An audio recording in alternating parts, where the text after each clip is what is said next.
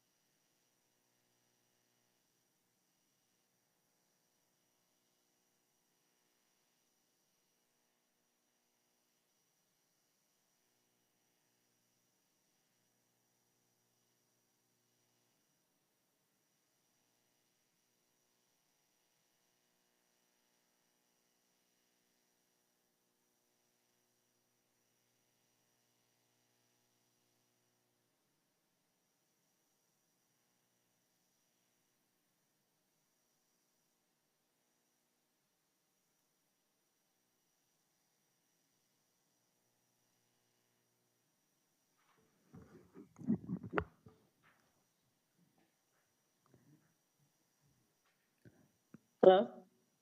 Yes, Ms. Powell, can you turn your camera on?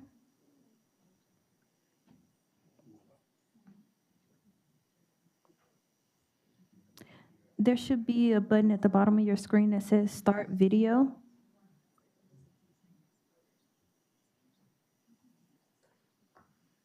There you go. Okay, we have a quorum.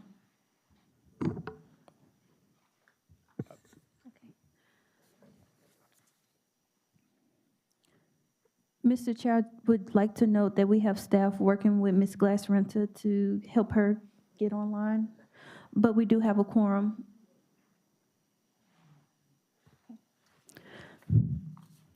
Notice of this meeting has been posted online for at least 72 hours. Members of the Commercial and Residential Board of Adjustments may be attending virtually in compliance with the Texas Open Meetings Act. Staff present today are Beth Knight, Ashley Tolliver, Stacy Jones, Karen Moreno, Denisha London, Scott Bellin, and Chris Austria. Chair, will you please call the meeting to order? Thank you, Ashley. This is Joey Dixon, and this meeting of the Board of Adjustment will now come to order. Due to the transition to the new City Hall chambers, the live stream signal for the meeting may not be at full strength. A clearer recording of the meeting will be uploaded and made available after the meeting. It is the 19th of March, 2025, and I welcome everyone to the Board of Adjustment for Residential Matters. The board is a citizens board appointed by the City Council. By state law, a minimum of 9 members or alternate members must be present to provide a quorum in order to conduct business. Today, we have a quorum of 9 with an additional member hopefully getting online here shortly.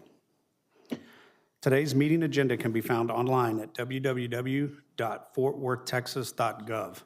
Speaker registration forms for the cases on today's agenda should have been turned in prior to the start of this session. Today's public hearing is being documented by cable television and video conference recording, which will be available on the city's website. To facilitate an orderly meeting, I am asking everyone in the council chamber to turn off their audible alarms on your electronic devices at this time so we will not be distracted during our meeting. I also request that board members mute your microphones either online or on the dais unless you are speaking. If you have phoned in to represent your case or speak in opposition, please keep your phone muted until it's time for you to speak. Each case will be called in the sequence listed on the agenda unless otherwise directed by me, the chair. The Board of Adjustment requests that the following rules of procedure be respected. Each case will be introduced by the City of Fort Worth Development Services Department. After presenting the facts of the case, the Board of Adjustment Commissioners will have the opportunity to question city staff about the case and any applicable laws or regulations that might apply. This portion of discussion is exclusively between city staff and the commissioners. As your case is being called, we ask that you move to the front row of the chambers. If you are present, or prepare your camera and phone to speak if you are participating remotely. You will have 7 minutes to present the facts of your case and why you believe your application meets the criteria for approval. If more than one person is presenting the case, it is necessary to divide the total 7 minutes among all parties so that you do not exceed the allotted times.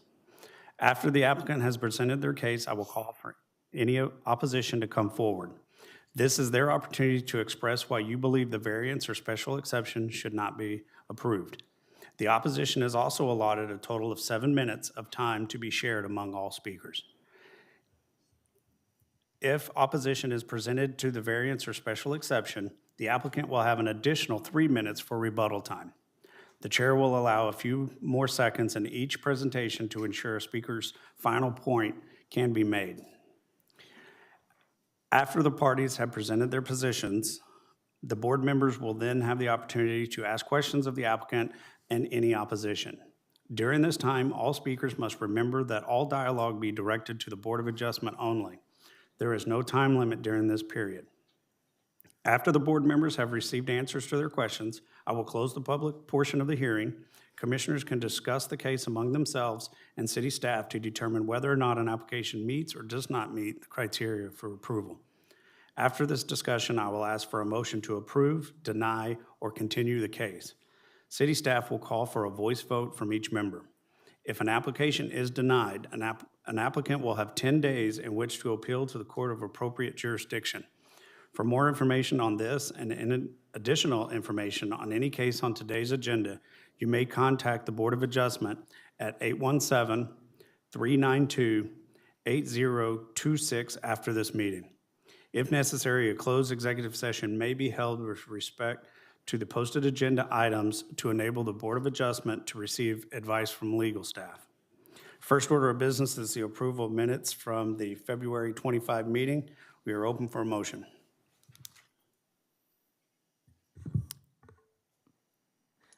I actually would like to combine A and B.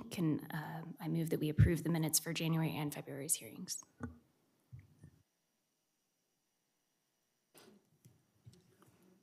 Thank you, Ms. Mills. We have a motion to approve the January and February minutes. I'll second. And we have a second from Mr. Jones. Staff, would you please make a roll call? Excuse me, Mr. Chair. May I ask if we approve them separately in case we have anyone who wants to abstain from the approval of January or February, so to be clean? Absolutely. Ms. Mills, you okay with that? Okay.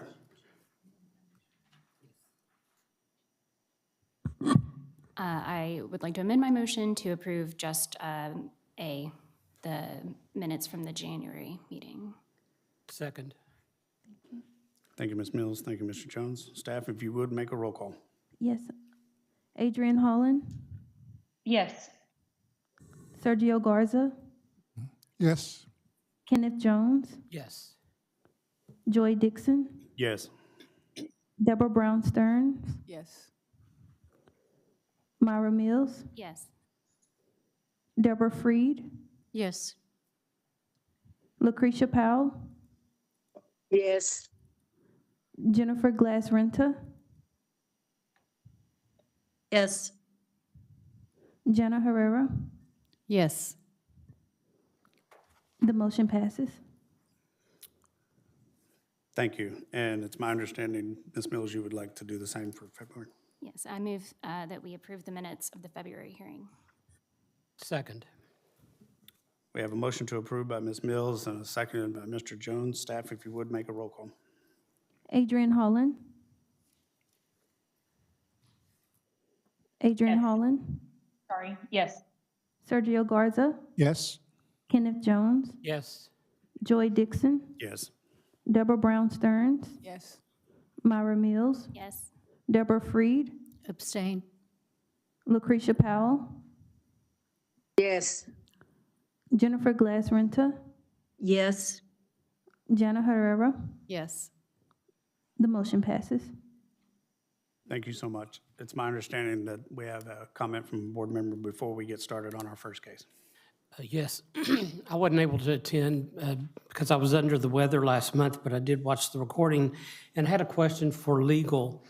2 months ago, when we heard the case about the carport, you instructed us that we're not to make any decision based on architectural features.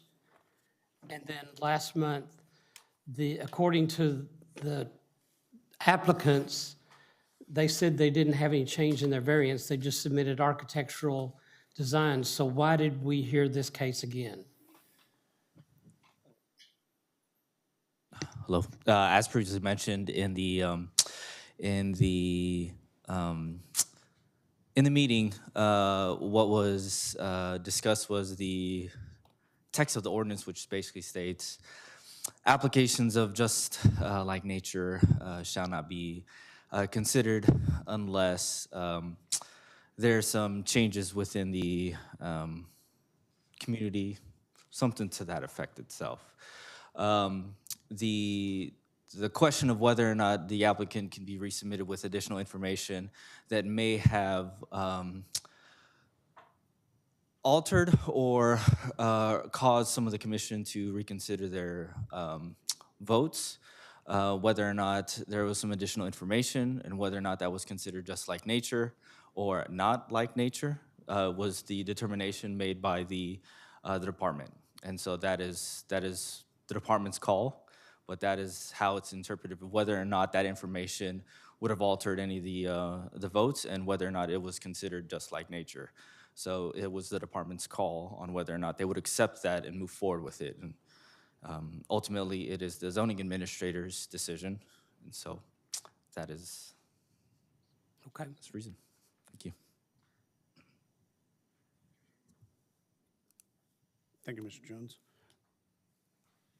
I have had staff, I've had a request from one of the board members and asked if we could move up a case to the top of the agenda, BAR-25-011.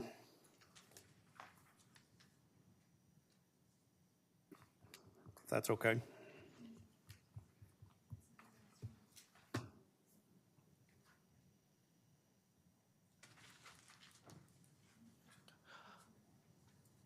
Did you want me to answer?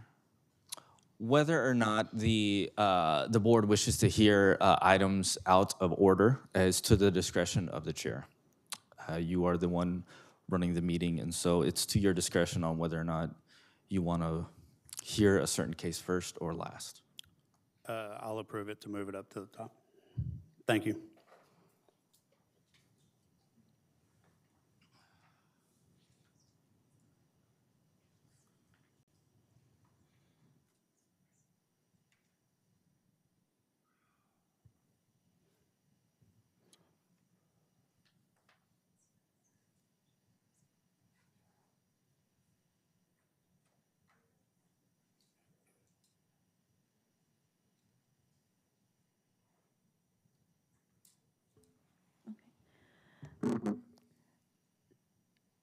Case BAR-25-001. The address of the property is 909 Barline Ave Street. Scott? I think they're pulling up the case now.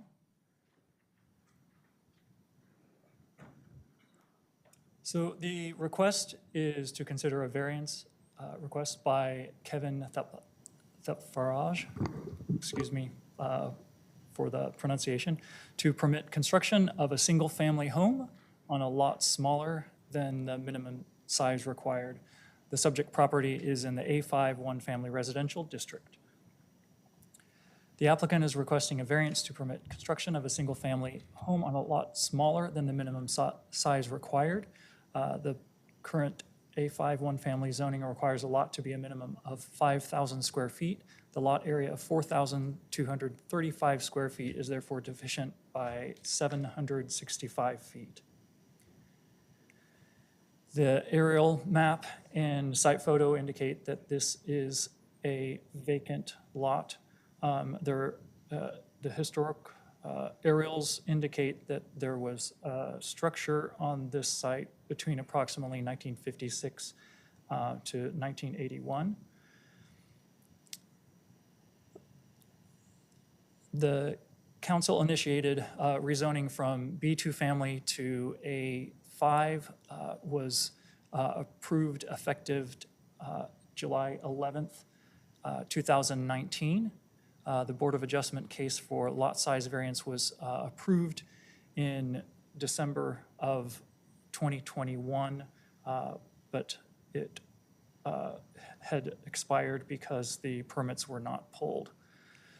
The subject property is a vacant lot in an established neighborhood platted without an alley.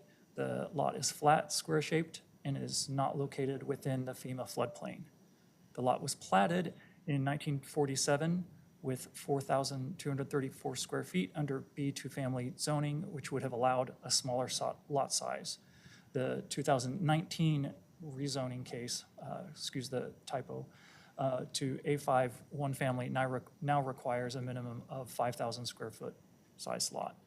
The lot meets the required minimum 50-foot lot width. The proposed one-family dwelling meets the side, rear, and front yard setbacks. And again, this case was heard by the Board of Adjustment initially in December of 2021, but the applicant is now required to get a new variance since the permits were not pulled. Here is the site plan showing that the width of the lot is 50 feet, but the depth is only 84.7 feet.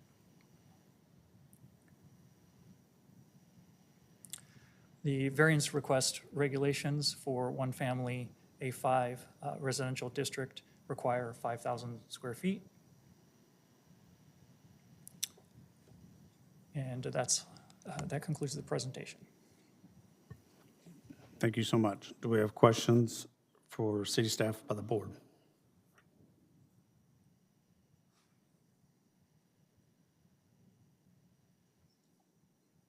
Anybody from online? Okay. If there's no questions for staff, thank you so much. Appreciate it. Is the applicant present for this application? If you could come to the lectern. If you could state your name and your address for the record, please, and the facts of the case for the board to consider. Kevin Temperage. The development site is 909 Bowerline Street. My address is 7204 Sam Canty, 76179. Thank you, sir. Go ahead. Initially, we got approved on 2021, but that lapsed due to funding during COVID. So that had to stop, so we couldn't pull the permits and move forward with the project. And then fast forward to now, we're ready to move on with the project. I did get some signatures from the neighbor. To the left of the lot is Jesse and Jessica Castillo. To the right was Mr. Willie. He's an older gentleman. He didn't want to sign anything, but he said he was fine with it. That's pretty much all I have. I think we went through the motions of getting everything approved on the development side and all the permits. Everything's checked off. This is the final step that we need to push it over the goal line. Thank you, Mr. President. Do we have anybody else that would like to speak in favor of this application? Do we have anybody in person or online to speak in opposition? Okay, haven't seen none. We'll open it up for questions from the board.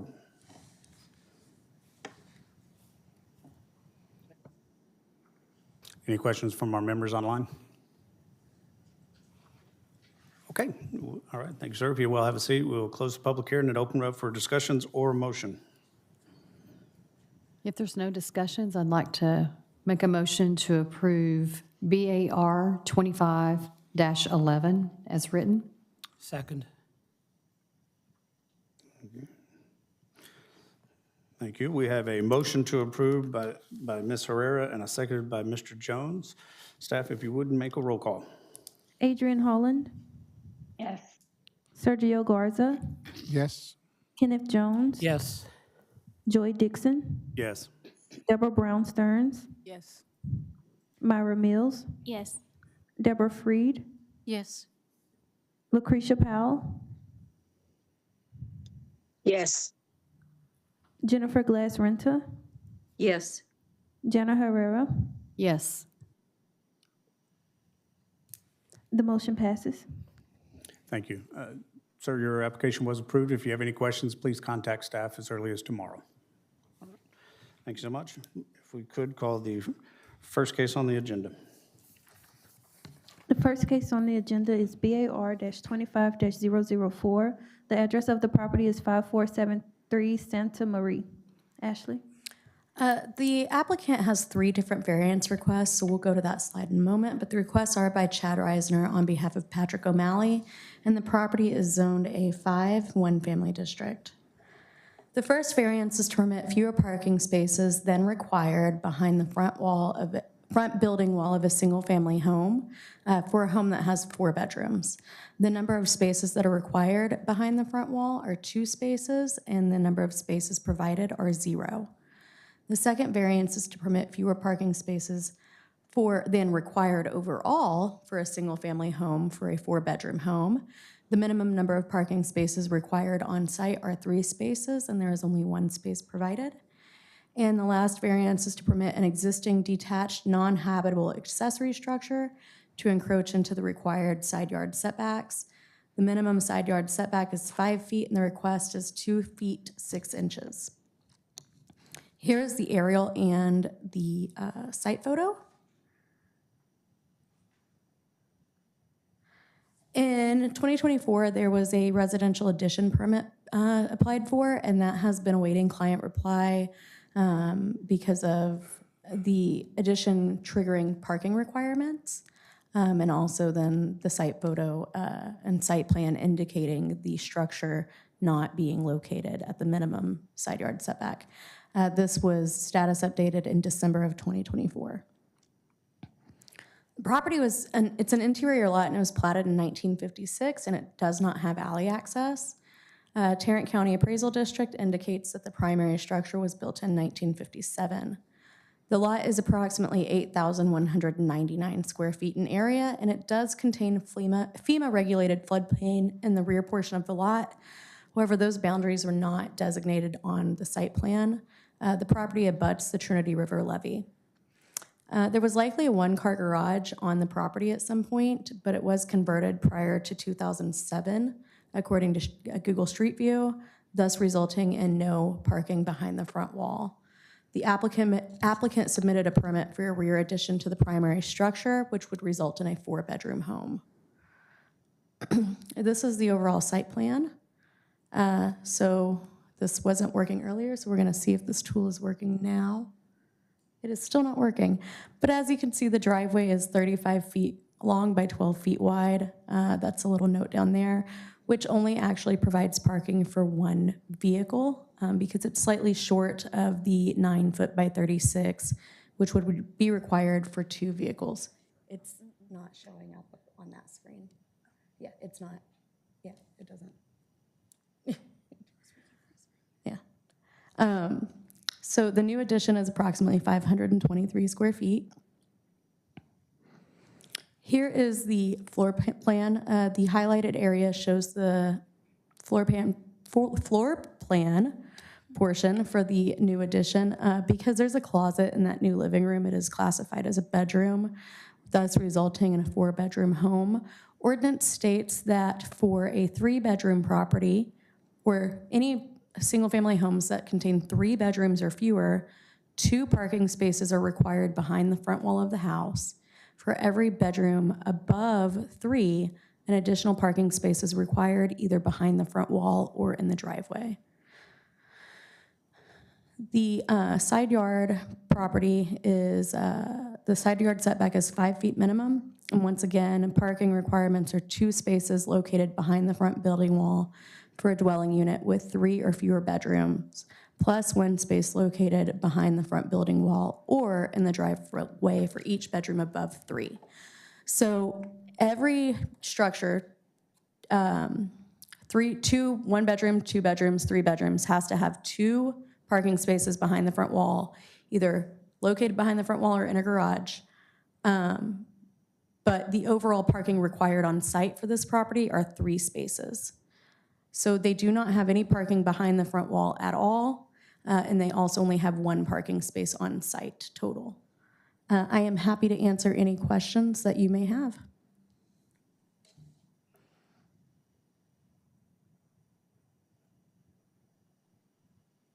I have a question. The variant C, the detachable non-habitable, do we have a picture of what they're wanting to do there? Did the applicant?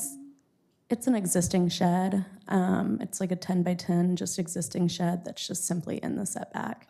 It was indicated on the site plan, so we had to capture it. That's why it's listed. Yes. Okay, thank you.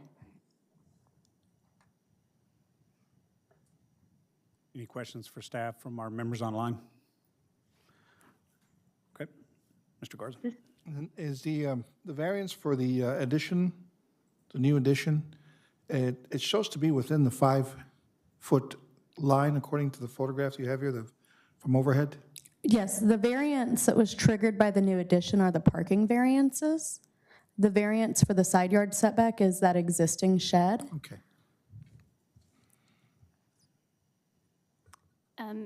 You mentioned that the city's requirement for parking is 36 for 2 vehicles. Is that, I guess what's written into the law is that we follow the city's standards for parking? Yes, so a standard parking size in the city is a 9-foot wide space by 18 feet long.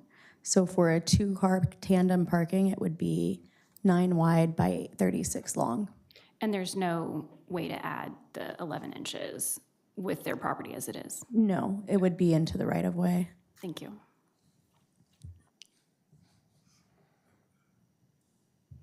Thank you, Ms. Mills. Any other questions for staff? Okay, thank you so much. Is the applicant for this, if you would, state your name and address for the record and the facts of the case to present to the board.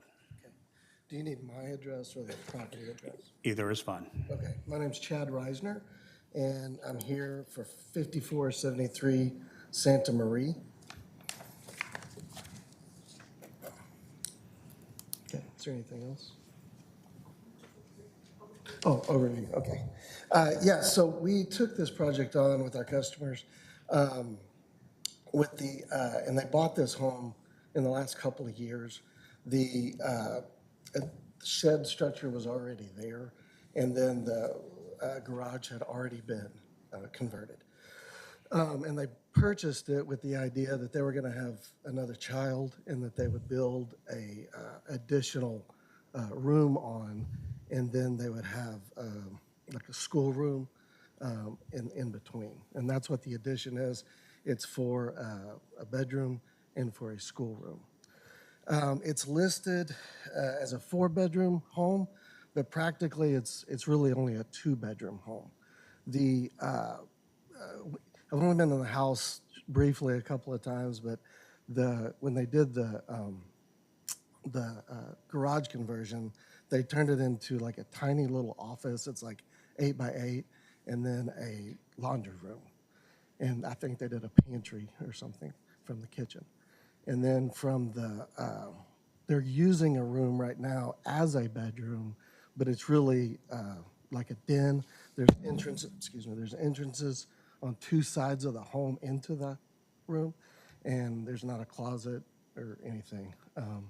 So it's really practically an existing 2-bedroom home, 1 bath, that they bought with the idea of adding a 3rd bedroom and a kid's schoolroom, kind of playroom thing. As far as adding an additional parking, because it backs up to the Trinity River levee, there's no way to get to the back, so we can't build a back garage, and there's no way to go through the side because it's all the way to the setback. There's many houses in this area that have this exact same addition and that also have this exact same garage driveway footprint. When it was built in the 50s, these were not the current requirements are not what we're dealing with today.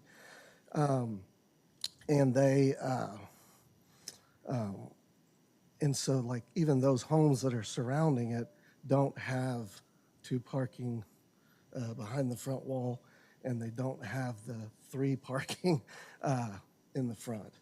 It's very much in common with what's around it. And like I said, that addition of putting on like another bedroom in the back is very, very common. The house that's next door to it has the exact same addition already. All the people around are fine with us doing it because it's in the back, and it'll match the home, and so that's kind of all I have. Thank you, Mr. Reisner. Do we have anybody else that would like to speak in favor of this application? Do we have anybody here or online that would like to speak in opposition? Okay, thank you. All right. We will open it up now for questions from the board. Yeah, I'm sorry, applicant, sir? I'm sorry, they have a question for you. Mr. Reisner, was it? Yes. Does the owner have any objection to widening the existing driveway so that they could park 2 cars in front? They don't have any issue with it. It's just a matter of money.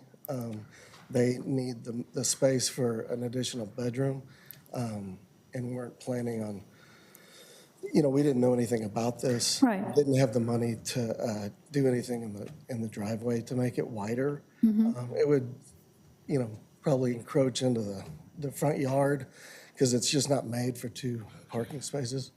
And then we would have to also deal with the approach that comes off the street. But Yeah, I mean, you could share probably the same curb cut and widen it a little on each side, which would take away, you would still require a variance because you'd still only have 2 parking spaces where 3 are required, but it will alleviate some of the street parking issues. Right. Okay, that was simply the obvious thing that hit me when I Yeah, looked at it. sure. is- And we talked to them about that. It's a money situation at this point. Did you have a bid for it, or do you have?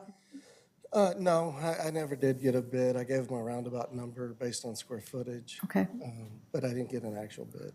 okay, thank you. Yes, ma'am. Thank you, Ms. Freed. Ms. Glass-Renton. Just a question for staff. Does the requirement for a driveway have to be poured concrete, or can it be other material?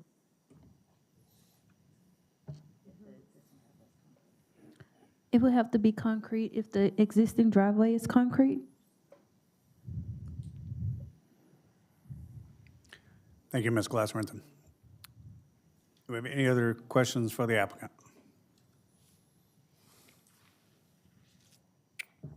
Okay, I haven't seen that. We will close public hearing and open it up for discussions or a motion from the board.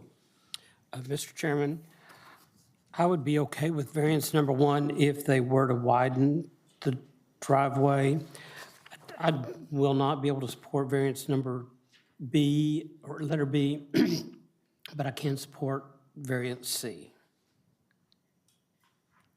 I'm not sure we're in sync here, because the first, variance A requires 2 parking spaces behind the front building wall, which, from what I understand of the site plan, is not feasible. So it would seem that that would qualify.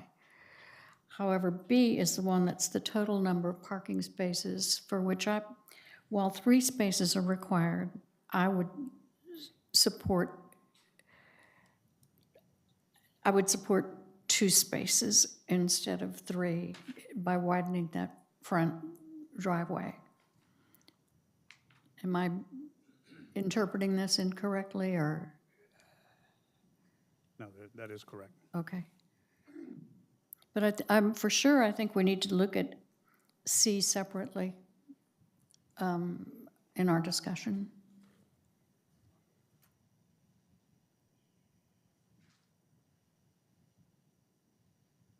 Thank you, Ms. Freed. I can support all of these. My rationale is also A is the site plan is limiting on where you can do anything behind the front wall short of converting the garage back to a garage.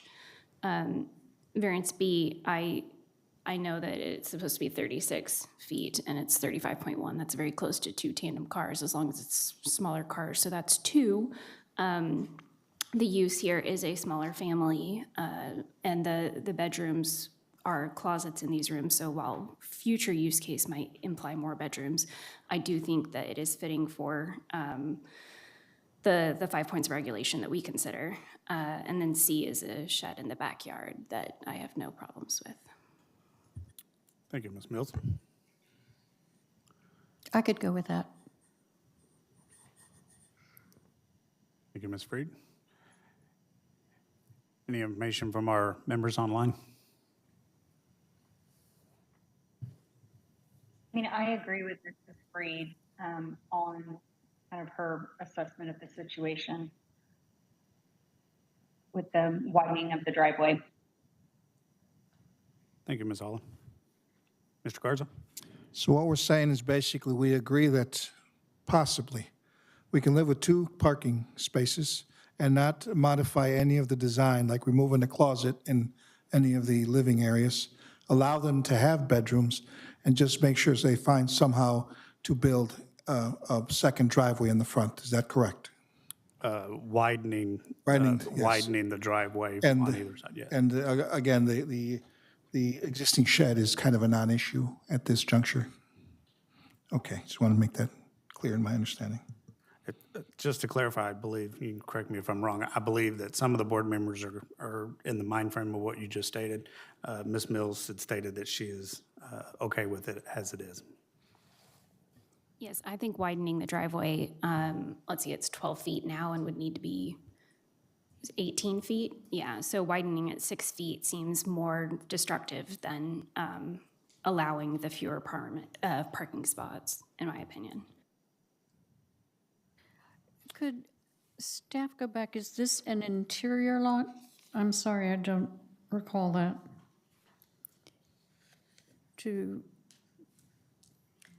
Yes, it is an interior lot. Okay. Okay. Thank you. Thank you, Ms. Freed. If we only allow 2 spaces, how does that affect the proposed addition?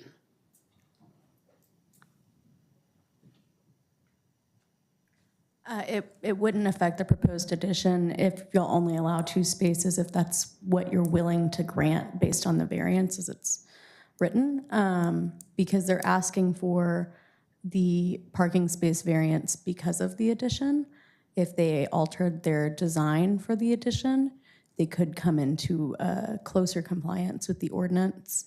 At the end of the day, they're never going to have the parking behind the front wall due to the setbacks of the property. So I would say that the major question is, are you okay with them having only technically 1 space on site, or do you want them to have all 3 spaces? 3 bedrooms or fewer. If they didn't have 1 bedroom, they would only need 2 spaces on site. Thank you. So it's the closet in the classroom room, which is triggering it. And I mean, anybody could use that room for anything. Yes, it's the closet in the new addition. It's titled New Living on the floor plan. That's the trigger. Right, okay. Thank you, Ms. Freed. I will also, I'm in agreement with Ms. Mills, as I'm okay with approving this as is. One thing, as far as widening the driveway and looking at the picture showing the front, I would be worried that if you try to extend that driveway out, there's a tree right there that might be affected. It looks pretty close to it. So I wouldn't want to affect that. I'd want to leave that. So my recommendation, I'd be okay with approving it as is. Can I speak also? Yes, Ms. Glass-Renza, please. Yes, I agree with Ms. Mills. I mean, you can stack 2 cars in there, and barely hang over the sidewalk, if there even is a sidewalk there. And I agree, making it wider doesn't really make sense. And, realistically, they're going to park in the street anyway. It's already paved. Why pave more? Just my 2 cents. Thank you, Ms. Glass-Renza. I generally want to just sort of feel out with the commissioners, if there were a motion to approve all 3 as is, are there concerns with any of these specific variances? Because I got the sense from you that there is still a concern. And the concern is primarily about the total number of parking spaces? And you're nodding your head, you have the same concern, so that's 2. So 2 voting against it would Yes, eliminate. because of the number of, If we voted on all 3 together, then I would recommend we definitely vote on each of them separately. thank you, Ms. Freed. Any other discussion or a motion? For further clarification, if we move it from, do we have the ability, staff, to move it from 3 to 2? Okay, and so if they presented a plan where instead of a closet into the new living room, that door opened into that bedroom, that would be not a 4-bedroom anymore, or did some other way to eliminate one closet door in this plan, then approving 2 would allow them to, well, but they still don't have 2 on the property, do they? They still just have the 1. They'd still have to have 2 parking spaces with a 3-bedroom. Yes, so the variance in that situation would then go from the number required being 2 parking spaces, but provided only 1. So you're requesting a variance of 1 parking space instead of 2 provided. Gotcha. So we would just need this to pass, even if they eliminated all their closets and they wanted to not expand the driveway. There would still be a variance required. Yeah, I would really like to consider this as a unique property circumstance, and I think it fits the 5. I think the applicant did a good job detailing those things. So I urge the board to consider approving all 3. Thank you, Ms. Mills. Any consideration?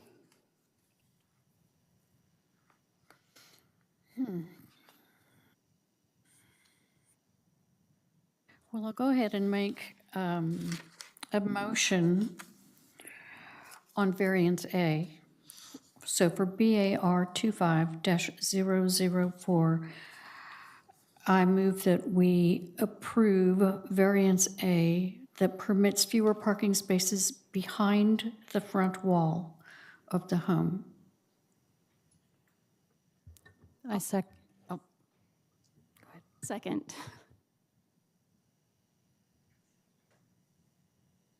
So you only want to deal with A right now? Yeah, let's vote on A. Well, hold on, just, we've got an approval by Ms. Freed with the approval with the changing of the number of parking spaces. No, Oh, I'm sorry. my motion was simply for A, which is the variance for the parking spaces behind the front wall. Okay. And they're proposing 0, and given just following the letter of the law on variances, giving the physical limitations, I think that one is a slam dunk. Thank you, Ms. Freed. And the second came from Ms. Mills. Thank you. Staff, please make a roll call.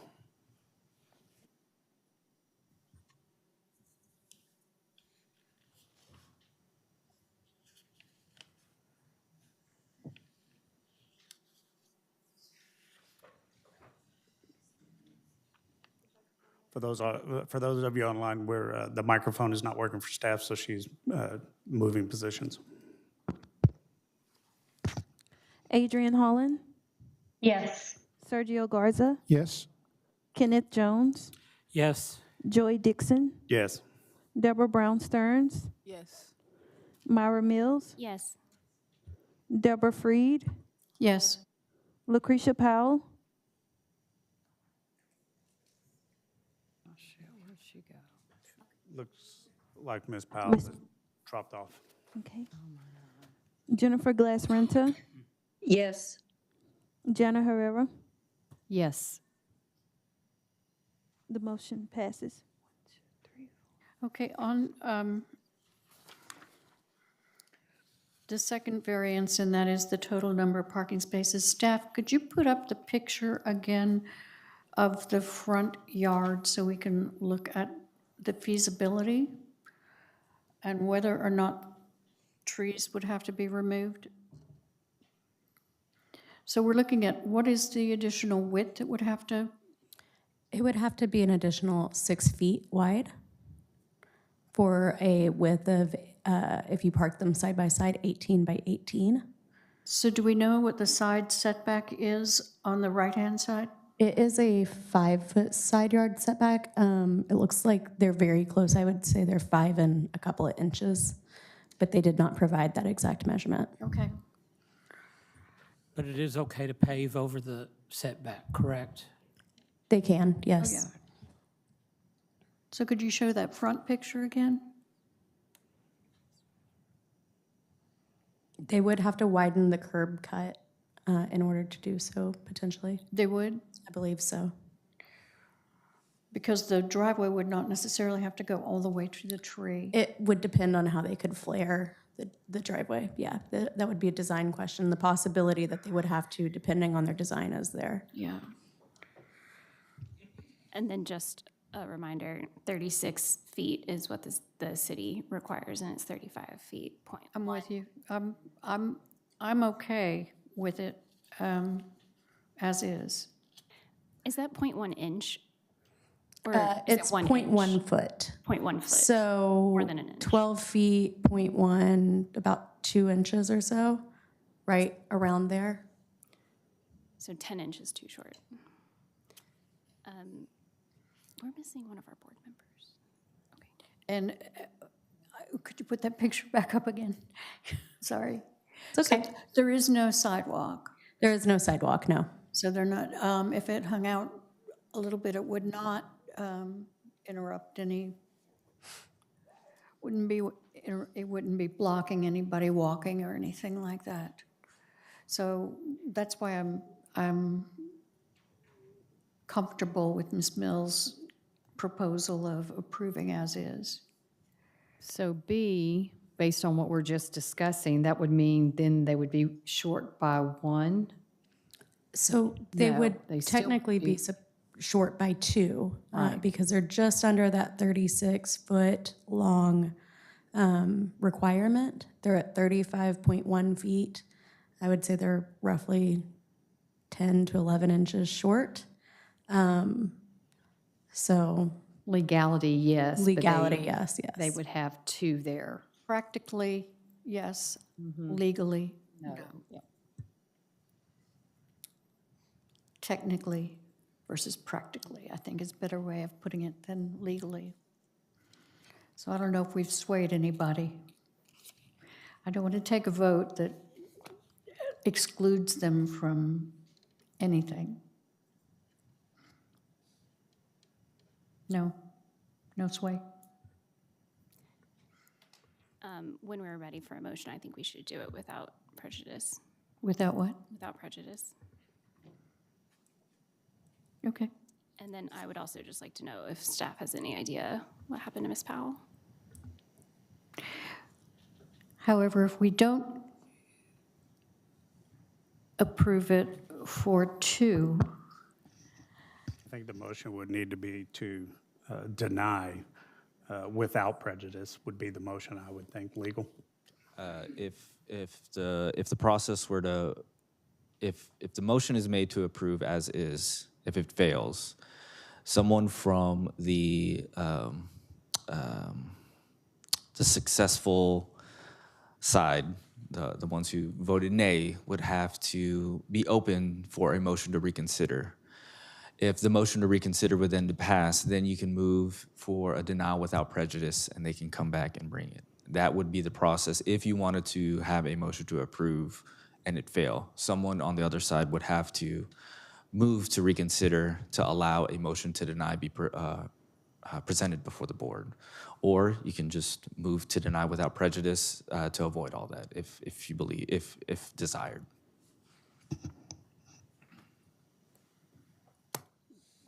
Thank you.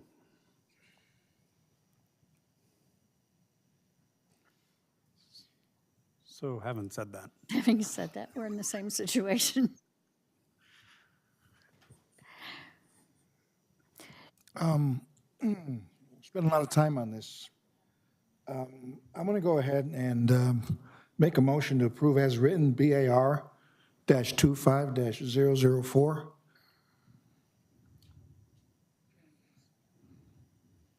Okay, thank you. Variance B? Variance B. Variance B. Okay, we have a second.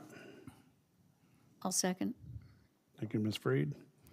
Okay, we have a motion to approve as written BAR-25-004, item B,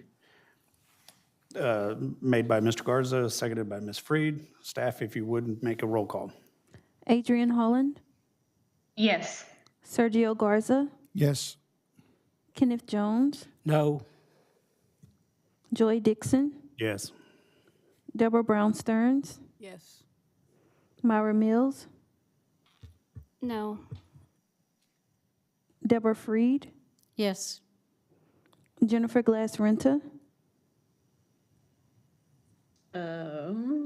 Yes. Jenna Herrera. No. The motion failed. I'd like to move to reconsider whatever legal said I was supposed to say. Reconsider to something without prejudice. So just a motion to reconsider would need to be made. You were part of the prevailing party, so we Yes. would just need a second Okay. to reconsider. Is there a second to reconsider? Are we reconsidering the exact same motion? No, it's just to reopen it to consider a new motion because that motion has already been I denied. will second that. Now you may move forward with a motion if you desire. I move for BAR 25-004, variance B, to modify it to approve 2 parking spaces where 3 are required. Is that okay? I believe it was for a motion to deny. Well, But that is a if that is her motion, there needs to be a second. If there is no second, then there can be another motion presented. But if that is her motion, it just needs a second. And the reason for that is that it would keep keep them moving rather than having to wait another month, right?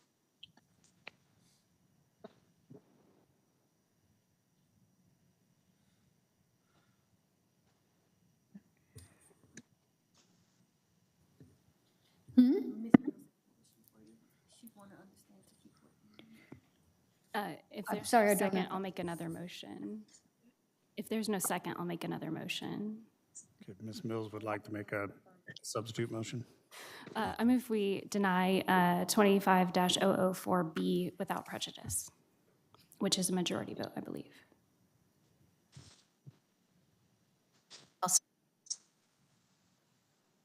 Okay, we have a motion by Ms. Mills to deny without prejudice, seconded by Ms. Freed. Staff, if you would, make a roll call.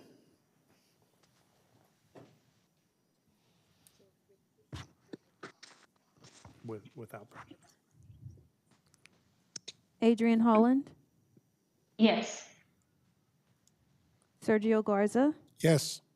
Kenneth Jones, No.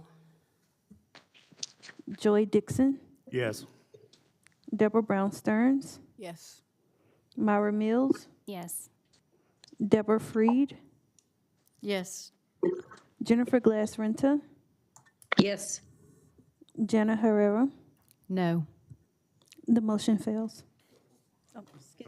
It has to, It passes. A motion to deny only requires a majority. A motion to approve requires the supermajority of 9. So a denial only requires a majority. thank you. Do we know where Mrs. Powell went? Yeah, staff is, We just got an update. Her battery died and she is charging her device and will be logging back in hopefully shortly. okay, so last item is C. I move that we approve BAR 25-004C as written. Second? All right. Thank you. We have a motion to approve as written for BAR-25-004, item C, made by Ms. Mills, seconded by Mr. Garza. Staff, if you would, make a roll call. Adrian Holland, Yes. Sergio Garza, Yes. Kenneth Jones, Yes. Joy Dixon, Yes. Deborah Brown Stearns, Yes. Myra Mills, Yes. Deborah Freed, Yes. Jennifer Glass Renta, Yes. Jennifer Herrera, Yes. Jana Herrera, I'm sorry. The motion passes. Thank you. Okay, Mr. Reisner, okay. Just to, the outcome of that, so item A was passed, but item B was denied without prejudice, and item C was approved. If there's any questions, please feel free to reach out to staff as early as tomorrow, and they'll get you all taken care of. Right. Thank you so much. Staff, if you would, call the next case. Mr. Chair, the next item on agenda is BAR-25-006. The address of the property is 1713 Grand Avenue. Ashley. This is a variance request by Federico Gonzalez to permit construction of a detached accessory structure that would encroach into the required side yard setback. The minimum side yard setback is 5 feet and the requested is 0 feet. It is an A5 one-family district. Here is the aerial and also the site photo. So it does appear that the carport's already in existence, but they would need a permit to come into compliance with city ordinance. There was a code case, CC 24-01225, which was a complaint for construction of a large carport in the rear yard. It was issued in December of 2024. The subject property is an interior lot, which is located in an established residential neighborhood and does contain several mature trees. The lot was platted in 1905 with no alley and is approximately 15,000 square feet. A Tarrant County Appraisal District indicates that the primary structure was constructed around 1920, and there is an existing detached garage that's located on the western side property boundary. Based on historic aerials, it's been in existence since at least 1970. As you can see here on your screen, they are where the red boxes are. The lot does have an approximate 15.9% downward slope from the front boundary to the rear property boundary, and there is no presence of floodplain. Here is the proposed site plan and elevation. We did speak with building code, and it would have to be a fire-rated wall if there was a 0-foot side yard property setback. And staff does have concerns about the slope of the roof due to draining onto other neighboring properties. There is an existing garage, and they do have quite a long driveway, and I'm happy to answer any questions. What you just brought up was one of my concerns. The slope could greatly impact the neighbor. So I'm glad you brought that up. So, excuse me, is this document incorrect because it says permit existing? It is an Or existing. Permit construction? It is permit existing, So yes. the existing one is there. Has it been completed? I'm not sure if it's been completed. It was not permitted, so I'm not sure if it's at the completion stage. This photo does show that there is a carport. It doesn't look like it's totally covered, but it does seem to match the elevation drawing. And it does show the slant drops off immediately into the neighboring yard? Yes. Okay, thank you.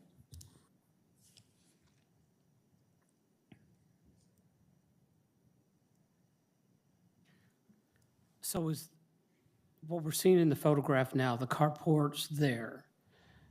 Is that what we're talking about? Or are we talking about a totally new? No, sir, we are talking about that carport. Okay.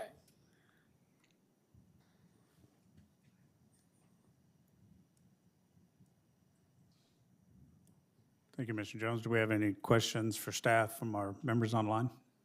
I have a question on the neighbor that is to the right that abuts the carport. Were they one of the approval signatures?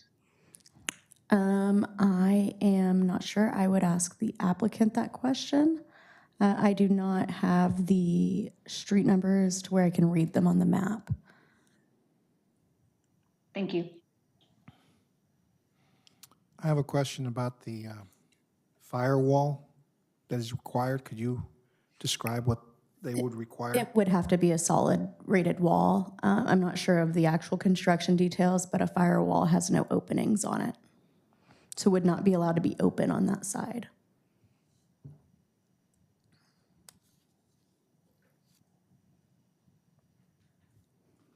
I'm just commenting on the approval.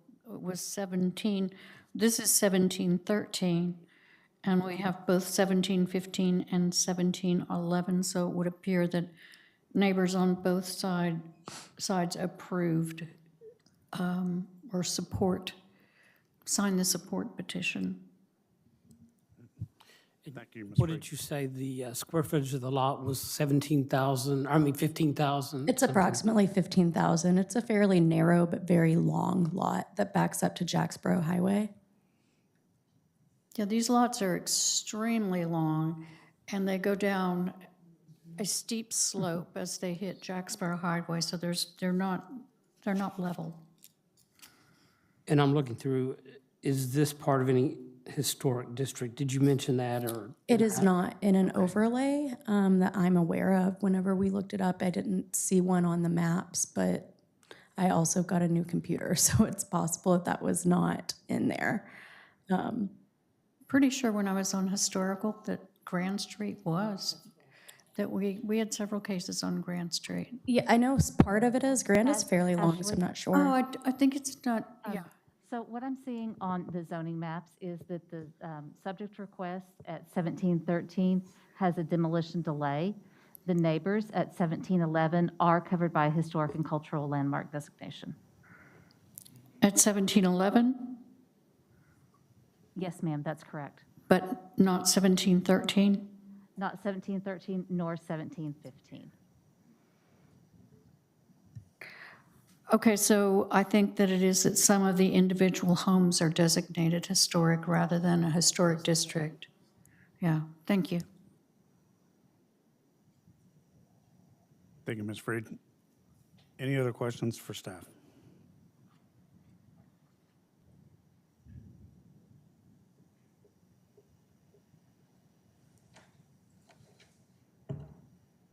Okay, thank you so much.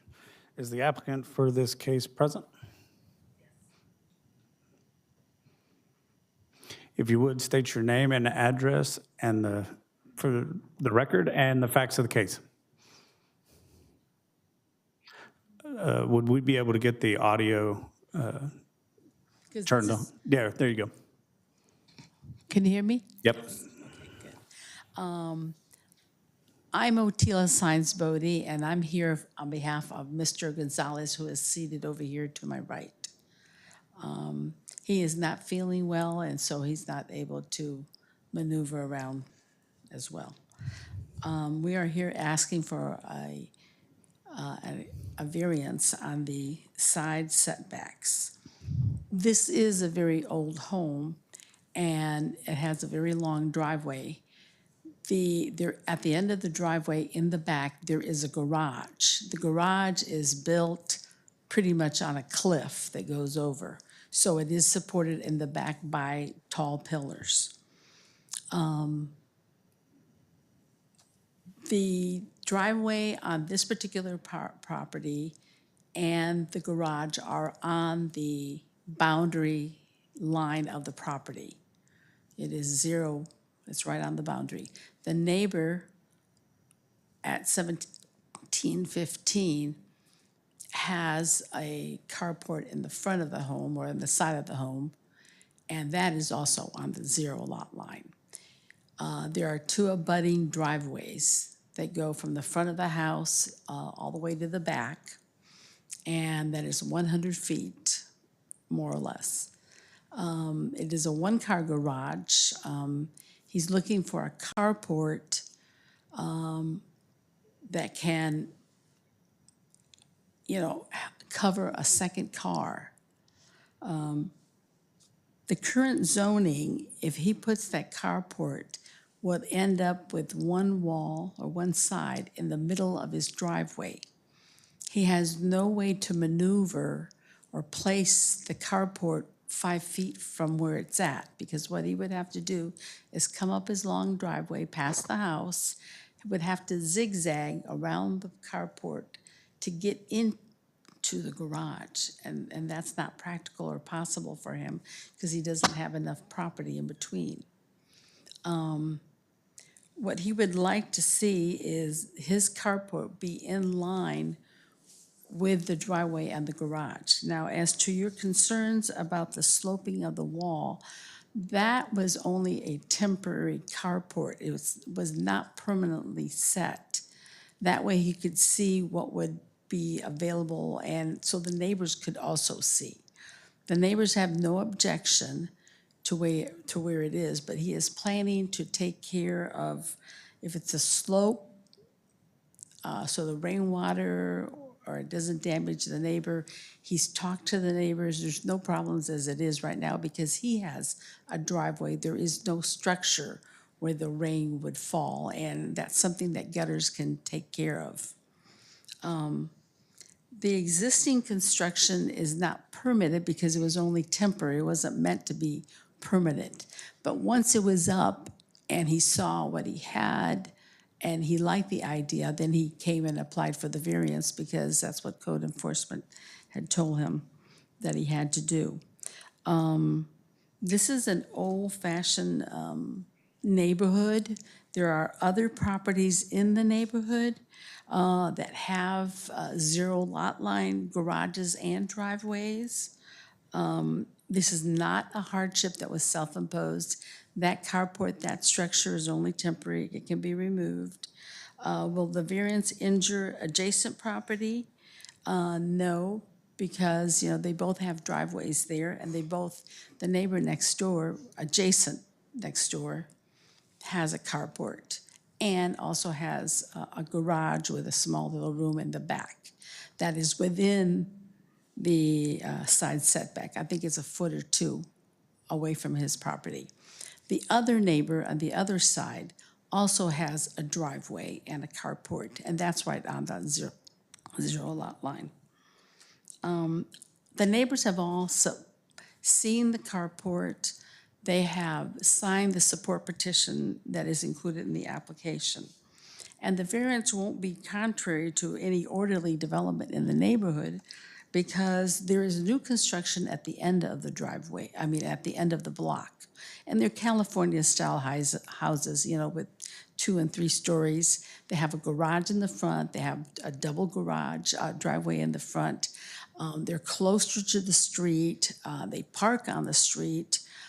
This would be behind the house, where it wouldn't be as visible and wouldn't change the look of the neighborhood. So what he's asking is that you grant a variance. And I can answer any questions, and he can too. Thank you so much. Do we have anybody else that would like to speak in favor of this application? Do we have anybody that would like to speak in opposition to this case? All right, haven't seen none. Thank you so much.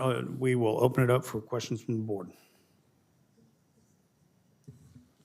I have a question, ma'am. Yes. Hi. So this construction right here, it looks like there's a gap. It doesn't look like it's a full coverage. Is that just how the picture's taken, or? That was a package-formed carport. Okay. Staff can bring you a microphone. I'm fine. The gap is because of the slope of the drive. I had to, and that was one of the reasons. This is a prefab structure made by Leland. I had to cut the structure in half, 10 foot and 10 foot, and step it down like 12 inches so that I could conform with the slope of the drive. The slope of the drive drives and it's level with the existing garage. So that's why you see that gap, because I stepped it so to maintain them level, to maintain the two pieces level, instead of having one, a structure that be sloped like this. And that's why you see that gap. That can be resolved with the permitting department, and that can be And resolved. I noticed you mentioned something about firewall. This is a metal structure. I do not intend to have a wall on either side. I want it to be open. This is just basically to keep myself and my vehicles away from the sun and the hail. So if you're approved, will you have it, the carport, where it completely covers a vehicle? And will you, I don't want it completely covered. I just want to protect from the UV rays and from the hail. And the structure was built, it's 15 feet, and I'm gonna cut it down to 12 feet. so I want to make sure I understand. So you don't plan to have a carport that is completely covered on the top to cover a car or a truck? You're going to have it open? It's gonna be covered, obviously, it's gonna be covered on the top, but not the sides. Yes, yes, I'm talking the top, not the sides. No, of course, it's covered on top. Okay, because it's not here, so that's the reason I'm asking the questions. And then, do you plan on putting gutters? Yes. And those would be located where on the carport? Well, on the side of the slope, Okay, thank you. yes. Ms. Mills? I'm just a bit confused. So it's currently a 15-foot high structure, but the plan is to cut it down 3 feet, so it's only a 12-foot high structure. Correct. To 12 feet. To 12 feet. So that's what's in front of us is a 12-foot high proposal, but it also says to permit an existing detached. So it's going to be the same framework, it's just going to get lowered. Correct. And leveled. Yeah. Excuse me, sir, we're going to bring you a microphone because we have to be able to hear you online. And just to tidy up the housekeeping, when you get the microphone, could you state your name, please, for the record?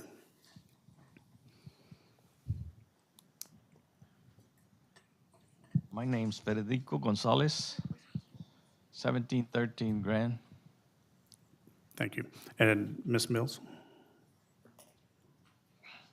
I'm just clarifying, it's the same structure, it's just going to be modified to be brought down to 12 feet and kind of put back together. Yes, it's a sectional structure. It can be dismantled easily. And then, of course, I'm gonna need, since it's metal, I'm gonna need the approval of a mechanical engineer. So I'm intending to do that too. Have you considered a non-metal structure?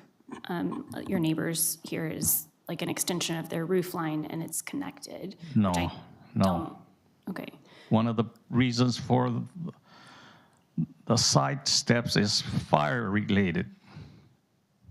There And- was an incident in the past where the fire department had to come to the garage at 1715 due to a fire. And to have more wooden structures within that area is not, I'm not considering a wooden structure there. no. I have a question for staff. Okay. Do we have any other questions for Mr. Gonzalez since the microphone is back there? Okay. Thank you. And then, I guess a clarification, just to be sure, Oh, for staff. Because it is an open structure, we don't have to worry about a firewall, correct? So since it's in a setback, they'll have to comply with building code, and we do not have the information on behalf of the building code at this time. Okay. Thank you, I have Mr. Chair. another question. Yes, Ms. Holland. I'm sorry for interrupting. So since we're not supposed to make any rulings based on design, when the applicant is talking about reducing the height to 12 feet, adding gutters and getting engineering approval, would that fall under design? No, it wouldn't fall under design. However, if you guys wanted to add a stipulation to not to exceed a height, you can add that stipulation. And I guess since one of our concerns is drainage in the neighbor's yard, I was having actually the same sort of question about gutters. Is that something within the scope of our ability to modify? Yeah, I would, you can add stipulations to a variance to the effect that whatever stipulations would minimize the impact on the surrounding property. So with regards to height or gutter, that's not necessarily a design, or it would not be considered design since it minimizes the effect of the proposed structure. Thank you. Thank you, Lee. Ms. Holland, did you have any other question? Any other questions for the applicant before we close the public hearing? Okay, if you could have a seat, we will open it up for discussion from the board. Thank you.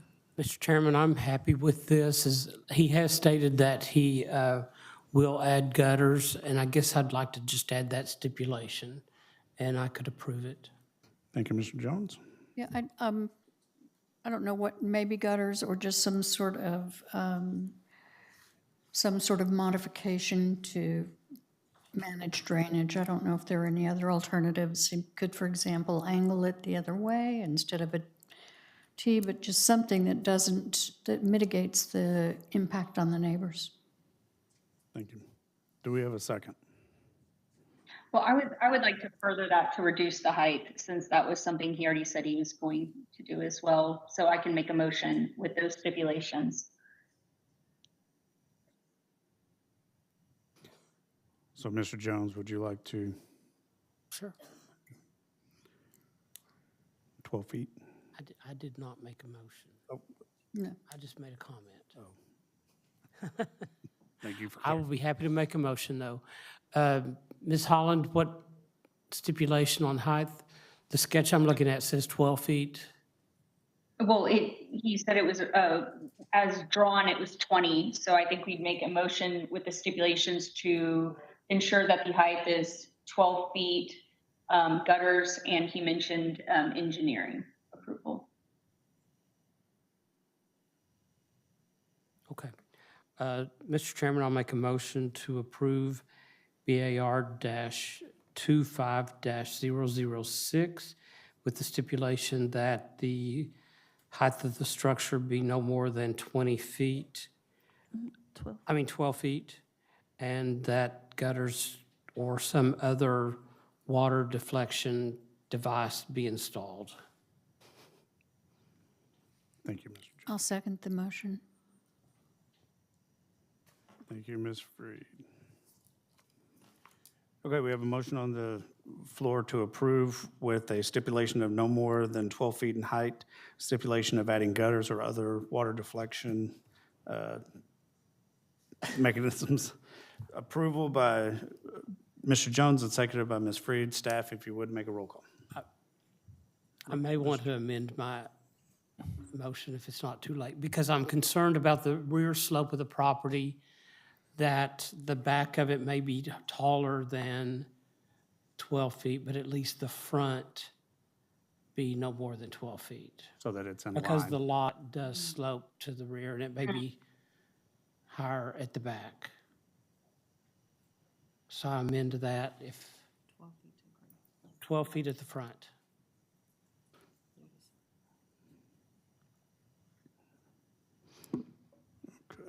Need a second? So do we need a second, Ms. Freed? Do you agree with this? That's fine, yeah. So if you would just perhaps restate it as one motion. Okay, I will restate.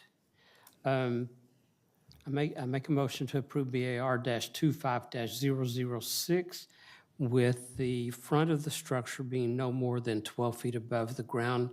The rear could be higher because of the rear slope of the lot, and that there be some sort of water catching or deflection device such as gutters installed on the sides.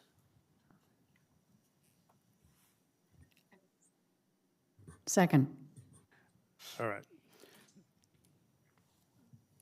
Motion made by Mr. Jones to approve with stipulation of no more height of 12 in the front and the back to keep in line with, and the stipulation of adding gutters or other things for approval made by Mr. Jones, seconded by Ms. Freed. Staff, if you would, make a roll call. Adrian Holland, Yes. Sergio Garza, Yes. Kenneth Jones, Yes. Joy Dixon, Yes. Deborah Brown Stearns, Yes. Myra Mills, Yes. Deborah Freed, Yes. Jennifer Glass Renta, Yes. Jana Herrera. Yes. The motion passes. Thank you so much. Mr. Gonzalez, your application has been approved with the stipulations that were listed. If you have any questions, please reach out to staff as early as tomorrow. Thank you very much. Thank you, sir. Staff, if you would, call the next case. The next case is BAR-25-014. The address of the property is 5417 Byers Avenue. There is, and I apologize for the typo, there is one variance request and one special exception request for this case. It is correct on your agenda, however. It's just not correct on my screen. This is a request by Jason Benzer on behalf of Lou Lambert, and the zoning of the property is A5, which is the one-family district. The special exception is to permit construction of a solid wall or fence up to 4 feet in height to be located in the front yard where none are allowed. The minimum established front yard setback is 41 feet, and they are proposing 24 feet 4 inches. The variance there is also to permit construction of a solid wall that would exceed 4 feet to be located in the front yard. The maximum height that is allowed by the special exception is 4 feet, and they were requesting 6 feet. Here is the aerial and a site photo. That fence that is currently there is just a construction fence. That is not the proposed fence. I just want to make that very clear. It's not existing. In the lot history, building permit 2500689 is a residential remodel permit that was issued in February of 2025. Then there was another building permit for an addition that was also issued in February of 25. So the subject property is an interior lot that's in an established neighborhood and contains several mature trees and no floodplain. There's a 5.6% downward slope that begins at the southern property boundary and ends at the northern boundary. The property was platted with alley access in 1908, and TAD indicates that the primary structure was constructed in about 1934. The lot is approximately 12,500 square feet in size. Based on GIS aerials, the adjacent properties to the east and west have approximate established front yards of 41 feet. The proposed wall would be located 24 feet and 4 inches from the front property line. According to Google Street View, the neighboring property to the east at 5409 Byers has a solid wood fence that does exceed 4 feet in height located within the front yard setback that was built between 2022 and 2024. We did do some research on that, and we were not able to find a Board of Adjustment case or permits for that fence or wood wall. Here is the proposed 6-foot stucco wall in the red circle, because I cannot circle it for you, in the red circle on the screen, and then the highlighted portions are the wall elevations. I am happy to answer any questions that you may have.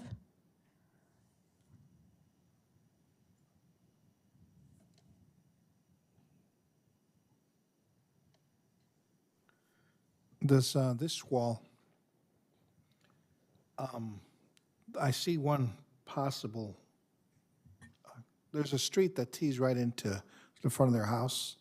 The reason that they want a solid wall is for safety, to make sure no one lands in their living room? That would be a question for the applicant.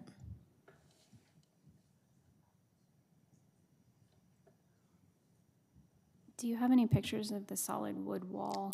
I do not in here at all. They're horizontal wood slats with the metal surround that simply go right in front of the house to the east. So kind of they have like a circle driveway almost, and it just kind of creates a partition there. But that was neither permitted nor special exception. Do we know the setback on that wall? I do not know the setback on that wall. Do you know if it's comparably in line with where they are proposing theirs? It is, I believe. Again, I mean, on Google Street View and our aerials, it's kind of hard to see it. It looks like it's approximately would be in line, but it is definitely within their front yard setback.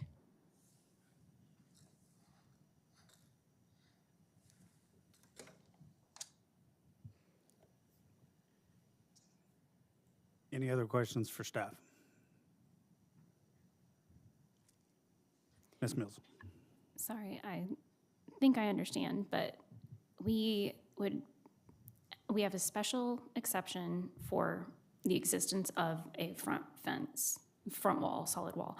And then if that passes, the ability for it to go up to 6 feet is the variance. That is correct. Without the first one, does the second one exist? No. Okay. And then the requirements for the special exception are the neighbor signatures. Let me go to that slide for you. So it doesn't have those. That is for, I believe, an open design fence. Okay, great. So this is the section that covers the ordinance. It just simply says a special exception. There weren't conditions with that like there are with the open design. And I believe the open design's up to 5 feet. Thank you. Any other questions for staff? Anyone online? Okay. Thank you so much. Is the applicant for this case here?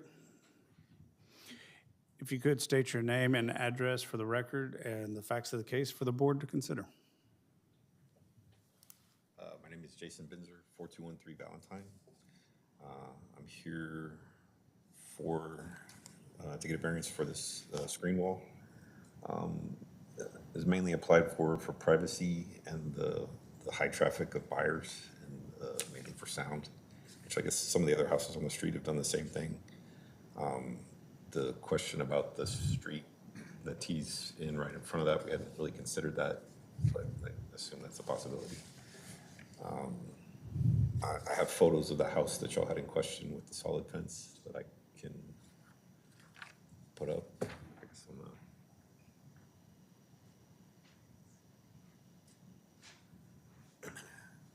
that fence is next door to the east, and it actually sits probably about 3 feet in front of, further forward than the fence, than the wall that we've proposed.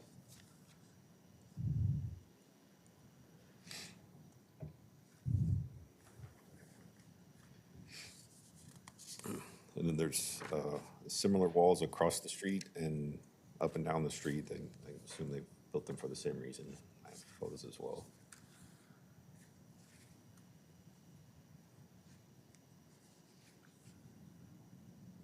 Or anything else you'd like to state at this time? No. Okay.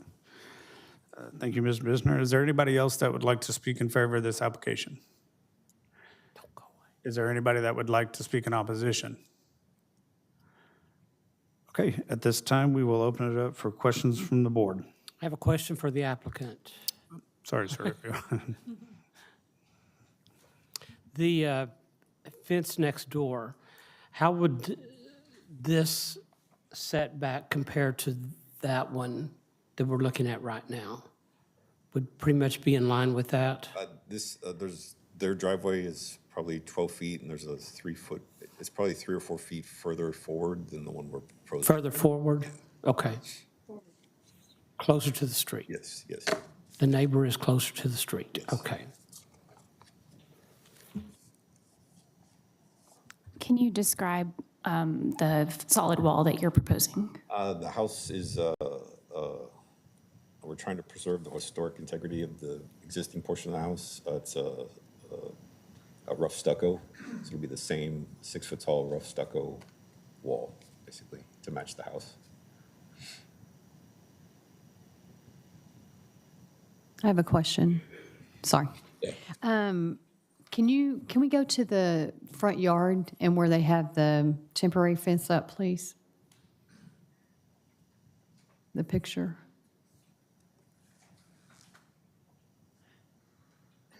So approximately where are you wanting to put this fence? I don't know, can I draw on this, or? Like, is it where your tree, on this side of the trees, closer to the street? Just a kind of a rough idea. The larger tree to the left, it's literally 1 foot in front of that one. And Toward the street? toward the street, yes. I guess if you look at the aerial, you can see the driveway and the fence shadow of the neighbor.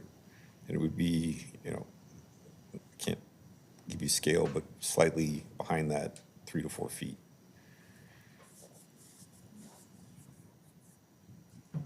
Can you try drawing on the screen one more time?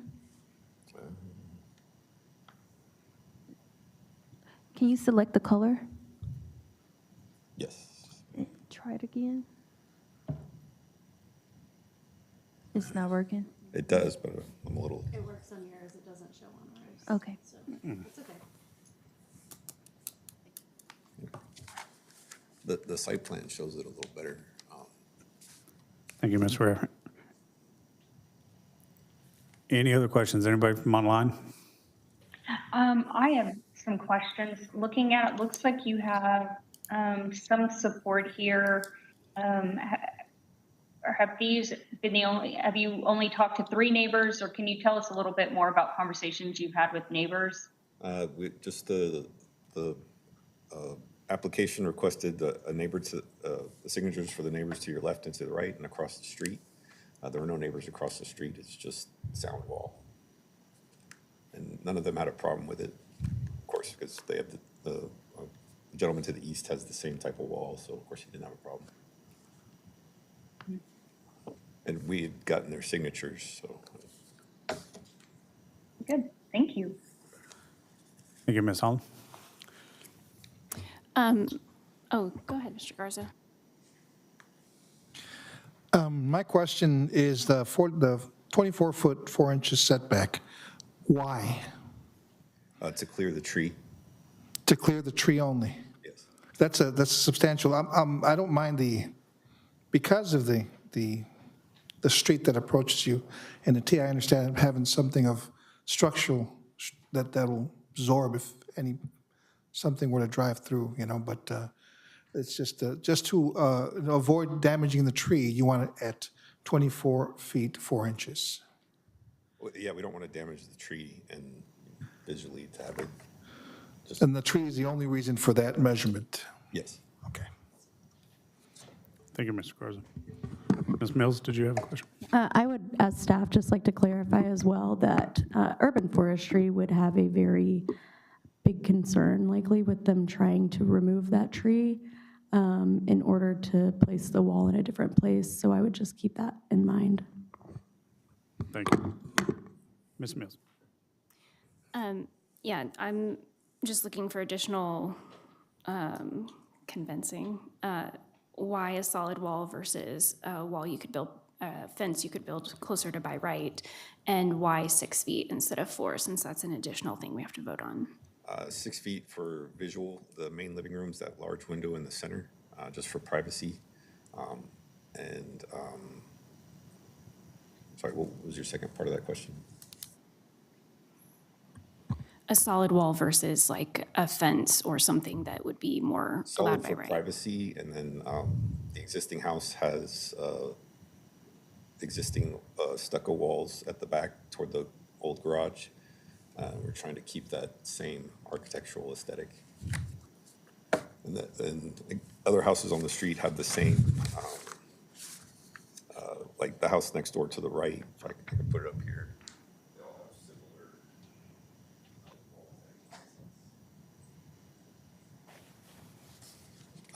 a lot of the houses on the street are Spanish style, like that one.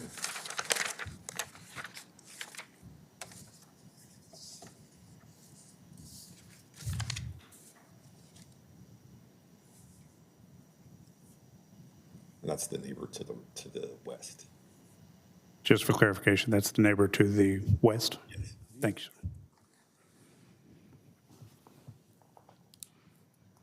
So this construction fence here is the fence on the property you're working on? Yes. And where does that, so this wall would come well in front of what you're proposing as well? Yes. And staff found no BOA things on these? So it looks like the one that's in the visual currently is actually attached to the primary wall of the house and therefore wouldn't be in the setback of the front yard. But we did not find a BOA case for the one at 5409. And I would say that the surrounds on the others are probably related to development standards for those, and that would be a rear wall. Could you repeat that one more time? I'm sorry. It seems like you might be a little close to the microphone and I'm getting some I'm reverberation. sorry, and I'm starting to lose my voice too from my allergies. So the stucco wall in the video, in the photo is actually attached to the primary wall of that structure, so it's not in the front yard in that situation. The one to the east, the wooden fence, that is not, that did not have a BOA approval, nor did it receive permits. The walls across the road are generally part of a subdivision surround. So I'm not sure if that was a development standard for those projects or not, but just for information there. And sorry, one further staff clarification. When you say attached, is that something that the applicant could do with this proposed wall? So it would have to stay behind the front wall of the house or in line with the front wall of the house. And then This it would one would not be in line with their front wall from what it looks like. So it would just be a variance at that point without the special exception? Even then, it wouldn't necessarily be a variance because they could have a 6-foot solid outside of their front setback by right at that point. The issue here is that this one is in the proposed front, or in the established front yard and not behind the established front yard setback.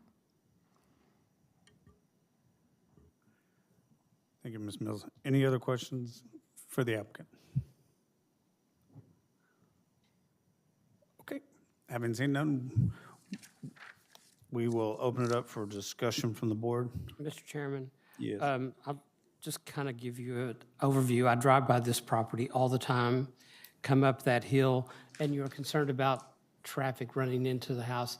That's a steep hill that comes up to a stop sign, so probably not a concern. But the property, if you look at the aerial, the property to the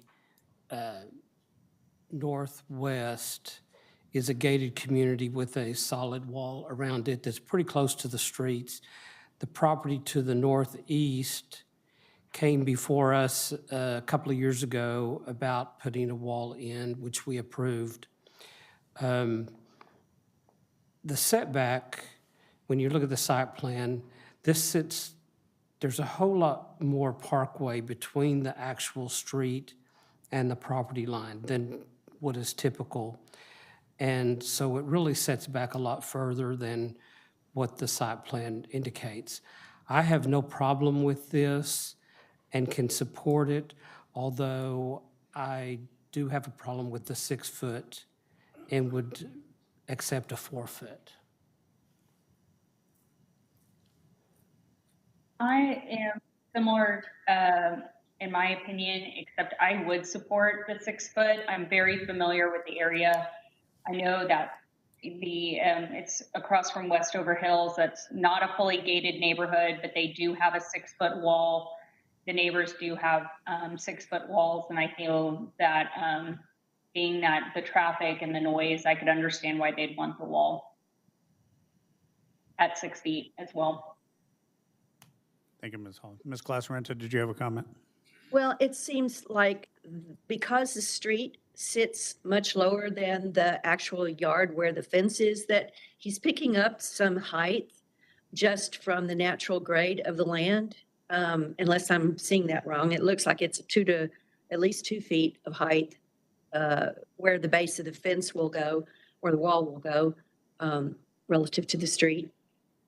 So that gives him 6 feet above street grade. That's a really good observation. Glad you pointed that out. So are you saying that 4 feet equals 6 feet? It does from the street, appears to. Now they're looking out, they're not getting the same screening looking out. You know, they would be looking out over the top of a 4 foot, because I'm sure it's closer to the base of it would be closer to the finished floor of their house. But as far as screening, it seems to me like it's close to a 6 foot top of wall from grade of street. Which would give quite a bit of privacy to the house from the street. Thank you, Ms. Glass-Renson. That is true if the house doesn't keep sloping upward. There's many houses I drive by that have a 6-foot fence in the back, and I can see right through their rear screen door, which is, not private at all. After that slope, it pretty much levels out.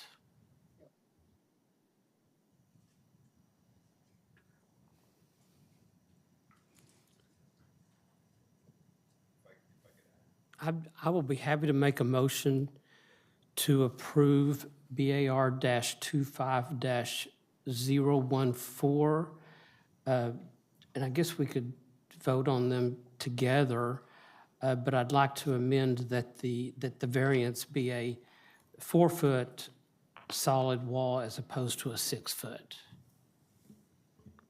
So if you are okay with a 4-foot solid wall in the front yard, the variance is no longer needed. It's not needed, So okay. I would vote on them separately. Okay, we'll vote on them separately. So I move to approve BAR-25-014 and would like to vote on them separately. Thank you, Mr. Jones. Do we have a second? I second that. Thank you, Mr. Garza. All right, we have a motion to approve BAR-25-015 as written and voting on them separately by Mr. Jones, seconded by Mr. Garza. Staff, if you would, make a roll call. Adrian Holland, Yes. This is for This is variance just A. for A, correct? for special exception. Or- Adrian Holland, Yes. Sergio Garza, Yes. Kenneth Jones, Yes. Joy Dixon, Yes. Deborah Brown Stearns, Yes. Myra Mills, Yes. Deborah Freed, Yes. Jennifer Glass-Renta, Yes. Jana Herrera. No. The motion fails.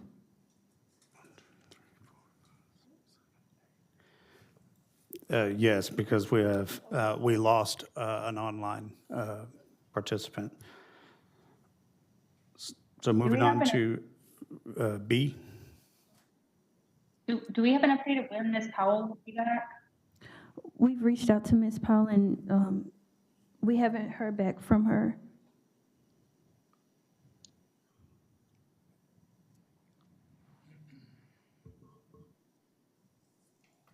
Can I amend my vote, please? Motion to I would caution that if you wanted to amend your vote, since the vote has concluded, there would have to be a reconsideration if you wanted to go through that process. But a vote has been taken and has been finalized, and so the only recourse to take that back is for a reconsideration at that point. And you're the only person in the prevailing, so you would have to be the one to make that motion to reconsider. I would like to reconsider my vote and Is there a second before you continue? Second. Okay. so I would like to reconsider my vote to variance special exception A to yes. So if I would just restate the motion. Okay. To either approve, and then you can redo the count again for just Okay. A. So I would like to reconsider my vote to yes. I would like to make a motion. To approve, the motion should be, the reconsider has passed, so now you just need to state a motion. I move to approve special exception A for BAR, whatever, yeah. Okay. So I make a motion to make a special exception of BAR 25-014 to approve. Thank you. Second.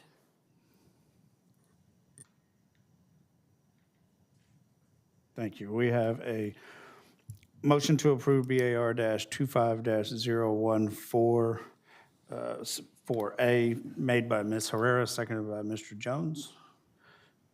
Staff, if you would, please call the roll vote. Adrian Holland, Yes. Sergio Garza, Yes. Kenneth Jones, Yes. Joy Dixon, Yes. Deborah Brown Stearns, Yes. Myra Mills, Yes. Deborah Freed, Yes. Jennifer Glass Renta, Yes. Jenna Herrera. Yes. The motion passes.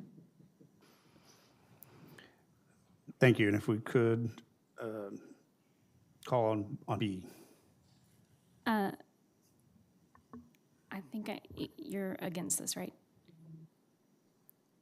We've This already one's made a already motion motioned. to approve and vote on them separately. Okay. Yeah, A was just, So I can't move to deny without prejudice.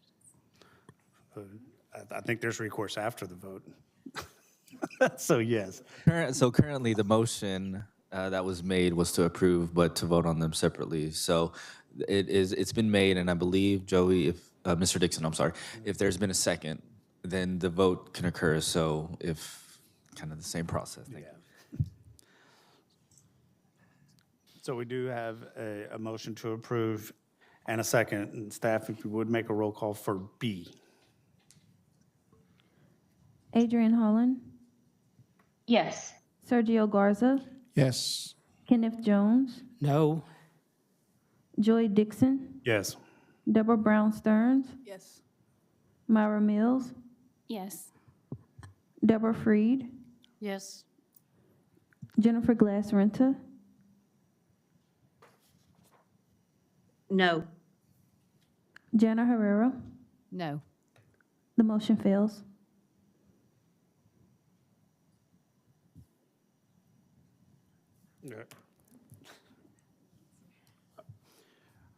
Okay, so we have the, Mr. Benzer, the motion A has passed and B has failed for lack of votes. If you have any questions, please feel free to reach out to staff as early as tomorrow. Staff, if you would call the next case. The next case is BAR-25-015. The address of the property is 1201 Bell Place. Ashley? So this is a special exception request by Steve Blackwell on behalf of Richard Sukup to permit a carport in the front yard, to permit construction of a carport in the front yard. The property is currently zoned A5. So as you can see on the aerial map, this is a corner lot. The garage fronts onto Clark, and the front door is onto Bell. There was a building permit pulled in 2006 to construct the single-family residence, and then there was a residential board of adjustment approved in 2007 for a special exception and a variance to permit a 6-foot stucco wall in the front yard. The subject property is located on a corner lot in an established neighborhood, and it does contain several mature trees and no presence of floodplain. The property was replatted in 2006 and does not contain alley access. The property is approximately 5,425 square feet in area, and it is relatively flat. The primary structure was constructed in 2006 and faces onto Bell Place, with the driveway and garage access located on Clark Avenue. The proposed carport measures 18.8 feet wide, 18 feet long, and 10 feet tall to be located in a projected front yard. The property located to the east, addressed as 3901 Clark Avenue, was constructed in 2007 and fronts onto Clark Avenue rather than Bell Place like the subject property, which does create a projected front yard for the subject property along the northern boundary. The subject property site plan indicates that the build line is 20 feet there, and it is located along the northern property boundary at 20 feet. Here you can see the location of the carport. It is in the red circle. And then with the dimensions, because the carport is 20 feet long, they're about 2 feet from the property line at the edge of that carport. To the right, you have the elevation for the proposed carport.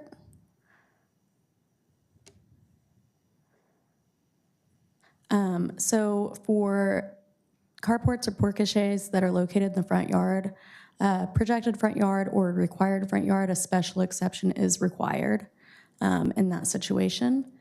The items here are located as identified as the criteria for consideration during the special exception process. There is a garage located on the property, and there is a carport located, but it is attached to the home across Bell, kind of catty corner to the subject property, but there aren't any in the immediate, surrounding neighbors.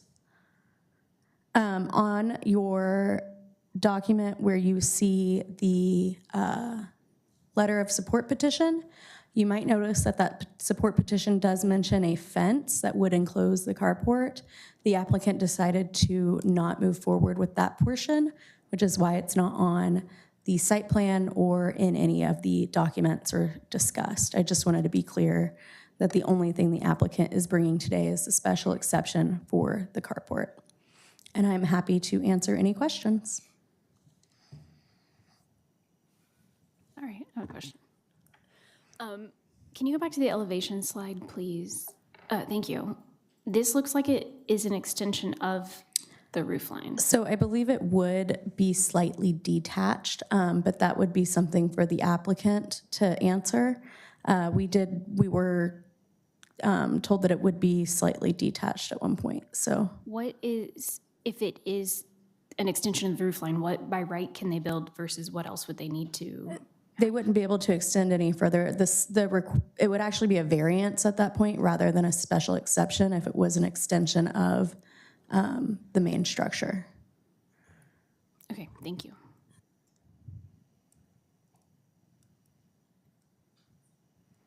That primary structure is right up on that 20-foot building line, for clarification. I know you just said it, but the picture that has that mock-up looking fence, that will not be. No, the fence would not be included, and we do have multiple emails about that. And they did revise their application to only reflect the carport. Okay, thank you.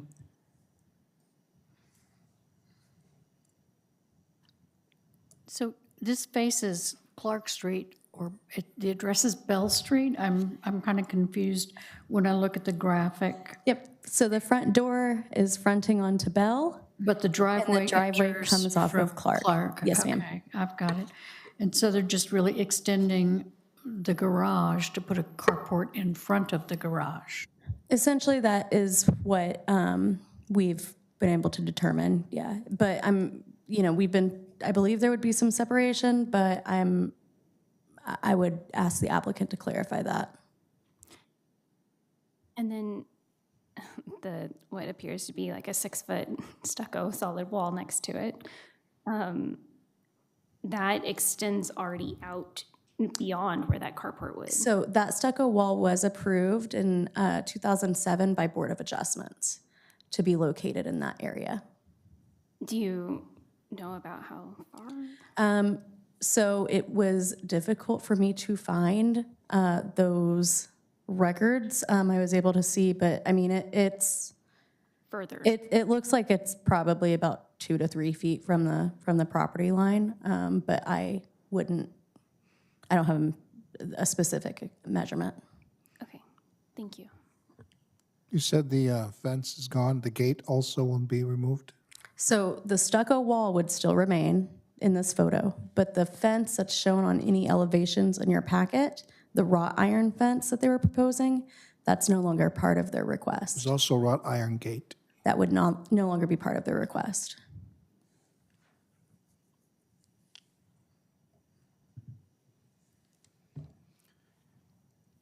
Any other questions for staff? Okay, thank you. Is the applicant present for this? Good afternoon, sir.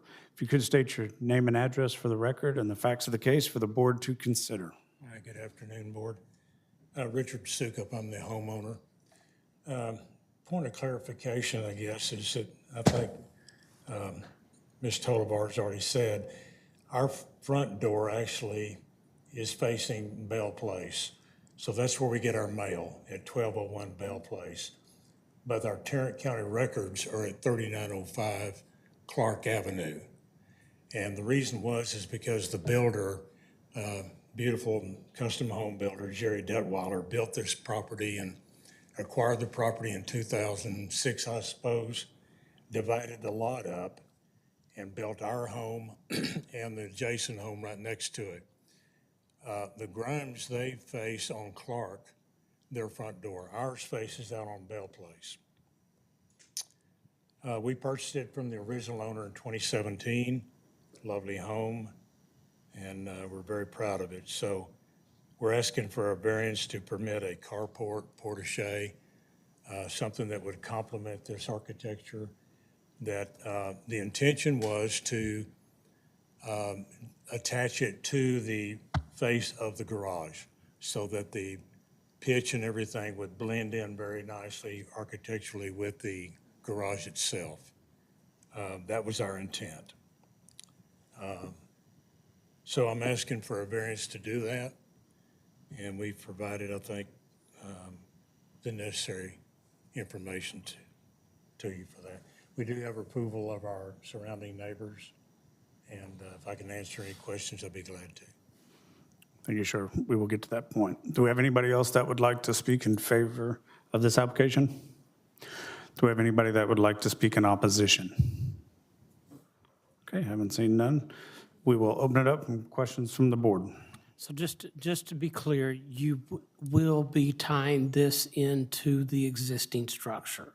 It will be contiguous and no separation. That's the intent, sir. Yes. Okay.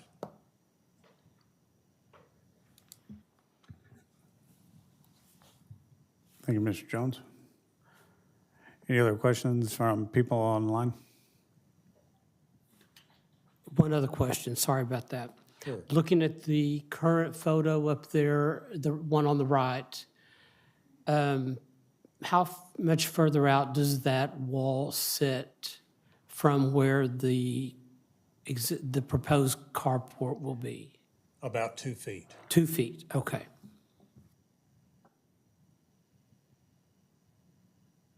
What was the thought process behind initially having the fence and then what was your thought process initially with the fence around it, but then removing it? Well, somewhat selfishly, I would imagine we wanted to secure the cars once they were inside underneath the carport.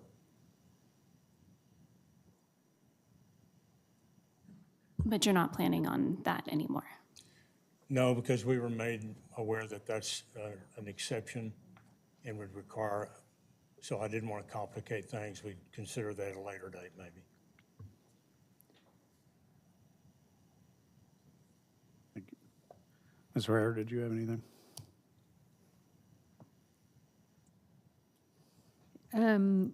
Are you aware that porticoches, if there's a functional garage, that's not something that is typically allowed without a variance?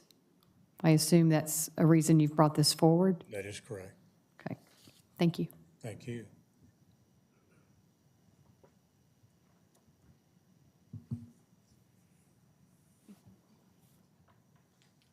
So if I can also add, just a second. Mr. Dixon.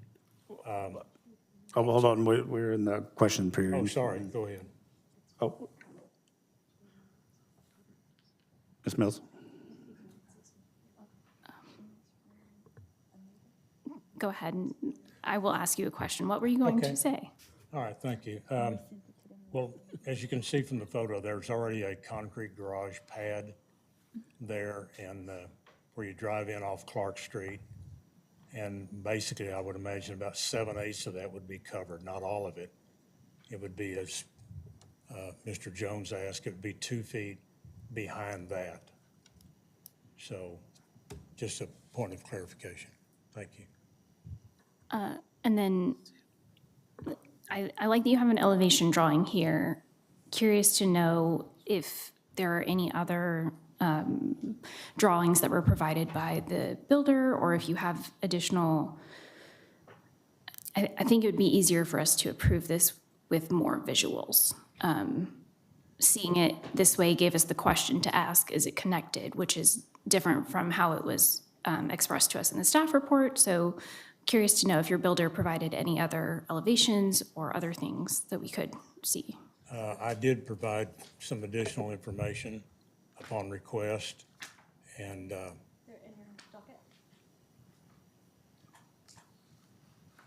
now, I think in direct answer to your question, there is not what I would consider to be building plans yet. I provided conceptual. I'm a licensed professional engineer, so I understand what you're asking for. Gotcha. And the builder will obtain Blackwell Construction those drawings in order to facilitate construction. Okay. Yeah, your drawings seem fairly accurate. Thank So you. yeah, Yeah, I very did well them done, but I did them to scale. it is different from what we normally see, which are usually like proposed building plans. But that context is helpful. Thank you. Thank you. Thank you, Ms. Mills. Any other questions? Mr. Chair, I would like to add that we did receive late correspondence, a letter of objection, and Karen is displaying it on the screen. It was emailed to you all yesterday. Thank you so much. Does anybody need a minute to read that before they see if they have any questions?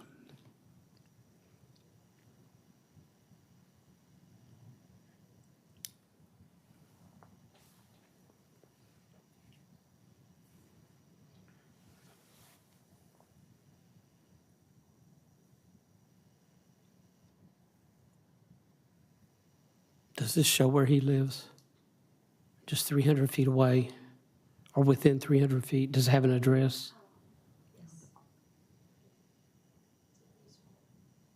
Okay, thank you. Any other questions? Unless staff can correct me, if this is moving from a special exception to a variance, I would argue that this case would have to be renoticed to the public for the variance request and not the special exception.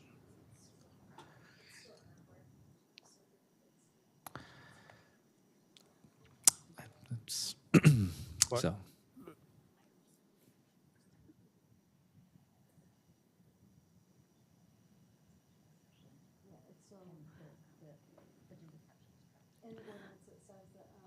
If you could please speak in the mic, that would be awesome. Thank you.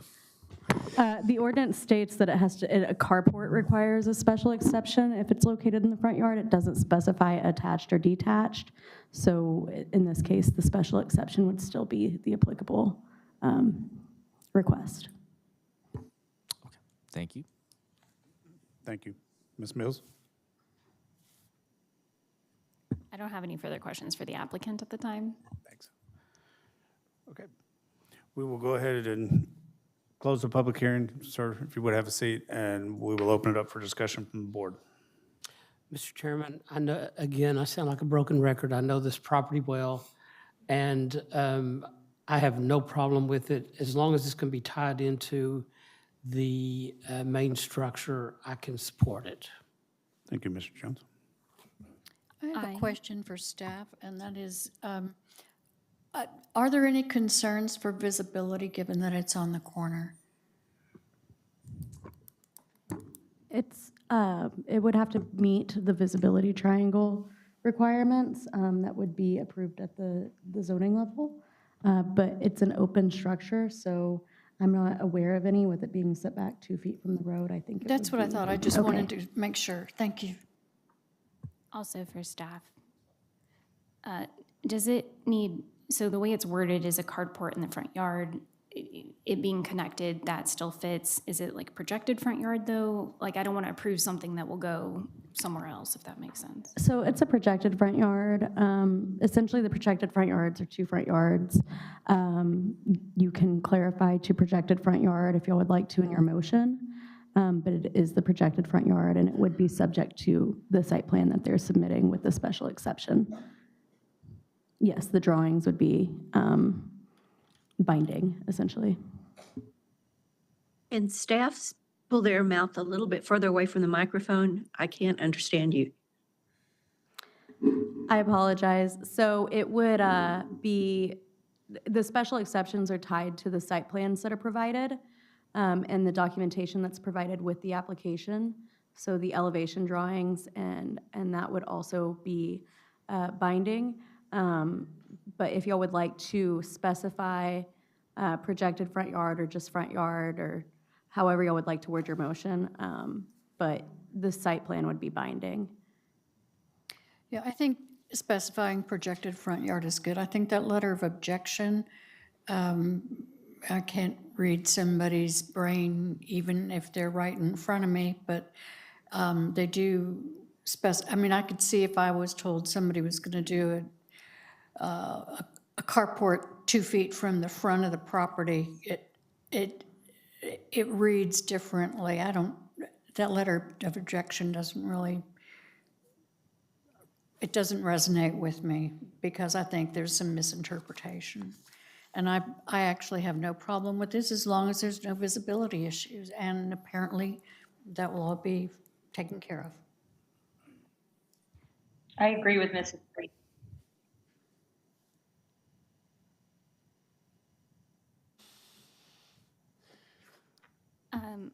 I think this looks really, really nice. I think my struggle to approve this is the use, the specific use, the rationale for it. But because it's a special exception over a variance, I feel like it's a different level of what we consider. I'm fine to approve it because it's going to look nice, but I do have hesitations here about how we normally consider carports, and just curious to know if anyone else is struggling with that same thought process. I actually am leaning no. So I wanted to get other people's feedback as well. Because there's already a garage there. I don't understand necessarily, well, just. I think it's going to be more of a porte-cochere than a carport and going to look a lot nicer. Plus, it's going to sit further back from the street than the wall we see in the current photo. So I will be able to support this.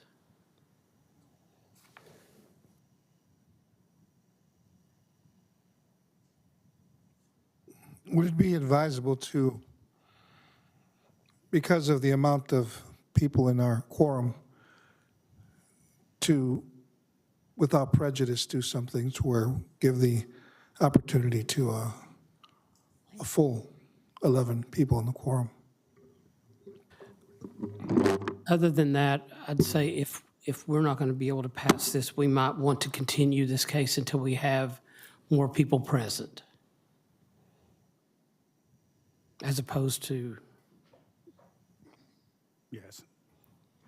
I think a continuance would be. Is the applicant okay if we continue this case until we have more board members present? Yes, you will have to make a motion to continue this case. Well, I'm going to open the public hearing. I believe he wants to ask the applicant if he would be amenable to this. Sir, if you would come up to the lectern.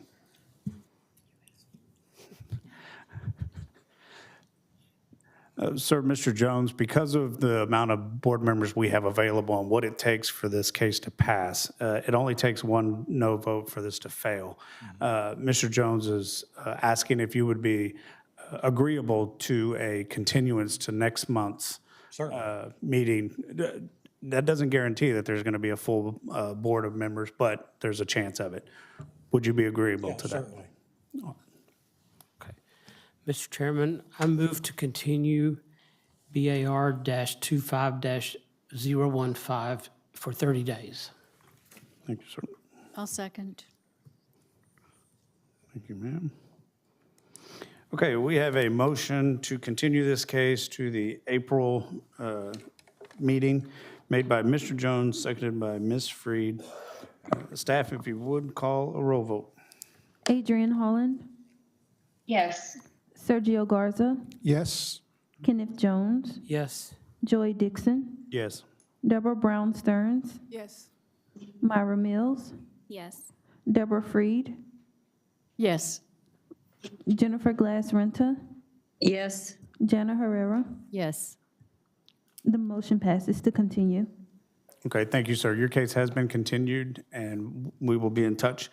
At this time, we are going to take a break for a 10-minute break and recess. Chairperson, could I ask a question, please? Oh, I'm sorry. Before we go into recess? Yes. Before we go into recess, if we're doing a continuance for him and we don't have enough board members, should we not do it for all of the other cases? That's at I mean, it's a discretion of any board member that wants to bring it up. And the application or applicant. Yeah, it's available for any of them, but I wouldn't, legal can step in if I'm saying anything wrong, but I believe that we shouldn't just automatically. That is correct. So currently we have the minimum required for quorum. And so it is to the discretion of the board whether or not they want to offer the opportunity. If it is already kind of based on some of the conversation and the discussion that a denial with prejudice would occur, you may want to discuss or offer that option to any applicant that a continue, you know, would you be opposed to a continuance given the fact that it appears that it may be denied with prejudice? Some applicants may be okay, or some applicants may say, I'm opposed to that, I just want to hear the vote. So it is to the discretion of the board, but it's not an automatic continuance because you don't know how your other board members are going to vote on any particular until discussion occurs. Yeah, that sounds fair. Okay. Sounds fair. I just want to make sure that the opportunity is given to our citizens, that only one vote shoots it down. It's just not supposed to be designed that way. So if we can give them every opportunity, get them a better chance, I would prefer that we step in that direction. Thank you, Mr. Garza. So to do that, we need to ask them if they. Well, I would say that once we get to the case and we hear the case, based on what's happening in the case and the discussion, I think the attorneys were saying that in the discussion, if we see that this is going to possibly be denied, that if somebody on the board would like to bring up a continuance at that time, then that would be appropriate. That is correct. And generally, I get the sense that if it's just one vote, that may, as Mr. Perez had indicated, that one vote may result in a denial with prejudice. And so if it is at 5 denials, I would say, I don't know if a continuance is going to save you in the immediate or the next meeting. So it shouldn't just be an automatic continuance. You really should consider and listen to all the other board members. If it's just one, then that is a consideration that you should extend to the citizens that are here having their cases heard today. Okay. And pardon me, we were going to call a recess, but we have a staff member that has got to go here shortly. So we're going to continue with one more case, if you would call that case before we take a recess. The next case is BAR-25-016. The address of the property is 3556 Hedrick Street. Ashley? This is a consideration for a special exception request by Jody Robnett to permit a carport to be located in the front yard. The zoning district is B, which is a 2-family zoning district, but it is a single-family residence and single-family use. The carport is an existing carport, and here is the aerial and the view of the photo, or view of the property. There is a code compliance case from 2025 that was issued for a carport without a permit. And there was also one in December of 2024 for a carport without permit. The applicant has been working with staff to get this to the board. Subject property is an interior lot that is located in an established residential neighborhood. It does contain several mature trees, and it does not contain floodplain, and it is mostly flat. The property was platted in 1958 without alley access, and according to TAD, the primary structure was constructed in approximately 1967. The subject property is 6,678 square feet in area and does contain a single-family residential home with a 2-car garage. The metal carport measures 17 feet wide by 22 feet long, and the concrete driveway, for comparison, measures 19.7 feet wide and 27.7 feet long. Based on Google Street View, the carport was constructed sometime between February of 2021 and April of 2022. There are carports located in the front yard of the properties at 3549 Hedrick Street, 3545 Hedrick, and 3540 Hedrick. So these two little random U lines right there should be fully enclosed. They did not save onto my photo as I had hoped. Staff was not able to locate any Board of Adjustment cases for those carports, but based on Google Street View, they've been in existence since at least 2007. It's likely that they have been there for quite some time prior. Here is the proposed site plan, and as you can see here, the carport will just be as indicated on that site plan. I'm happy to answer any questions that you may have. So I'm hearing what you're saying is that the other carports that are there are before the zoning changes, so they're grandfathered in? Likely that they are legally non-conforming, yes. Okay. It wasn't something that we could necessarily for sure guarantee, because we can only see site plans back to, or property photos back to so long. But I haven't seen any code complaints or anything when I was doing research on the case. So do you know what triggered this? Were there any complaints, or is it just code compliance? It's a code compliance case. I'm not sure if it came in via complaint or if it was just in a normal routine drive-by of the neighborhood. Thank you.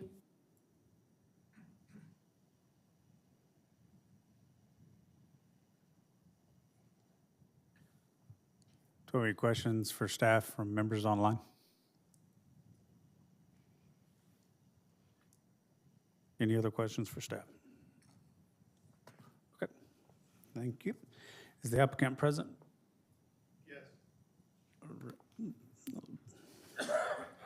Good afternoon, sir. If you could state your name and address for the record and the facts of your case for the board to consider.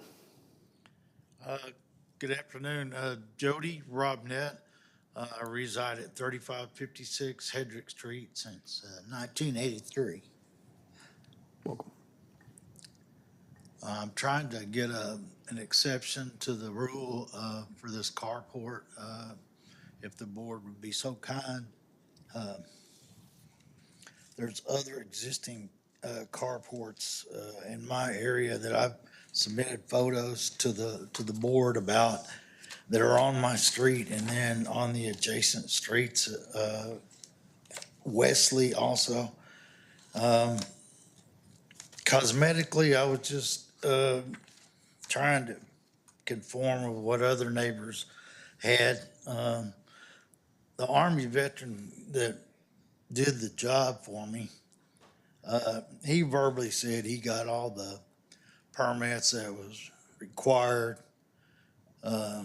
He did the work himself. It's a metal structure that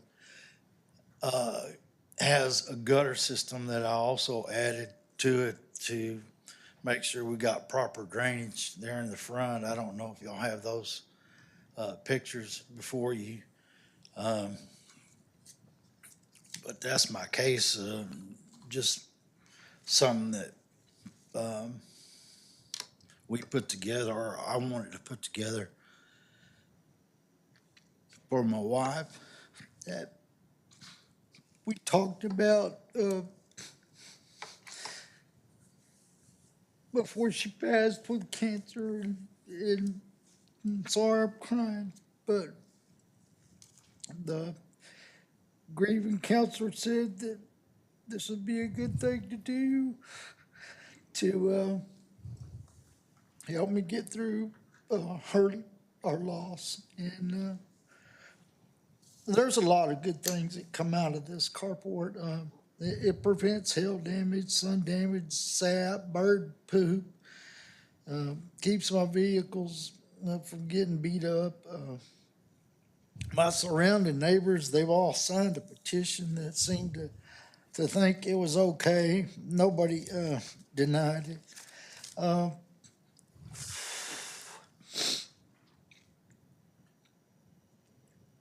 It's there. I just want to see if I can keep it. Thank you, Mr. Rodnett, and my condolences to you. Thoughts with your family. Thank you, sir. Is there anybody else that would like to speak in favor of this application? Is there anybody that would like to speak in opposition to this? Okay. At this time, we will open it up for questions from the board.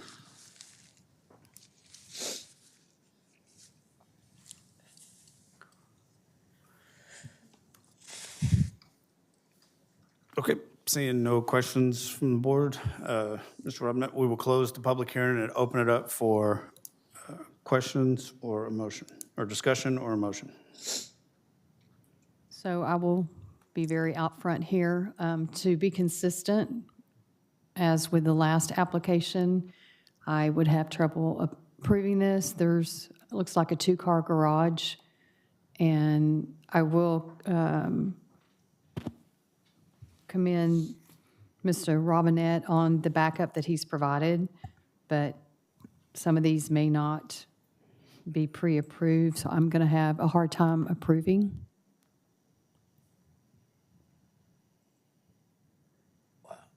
Thank you, Ms. Rivera.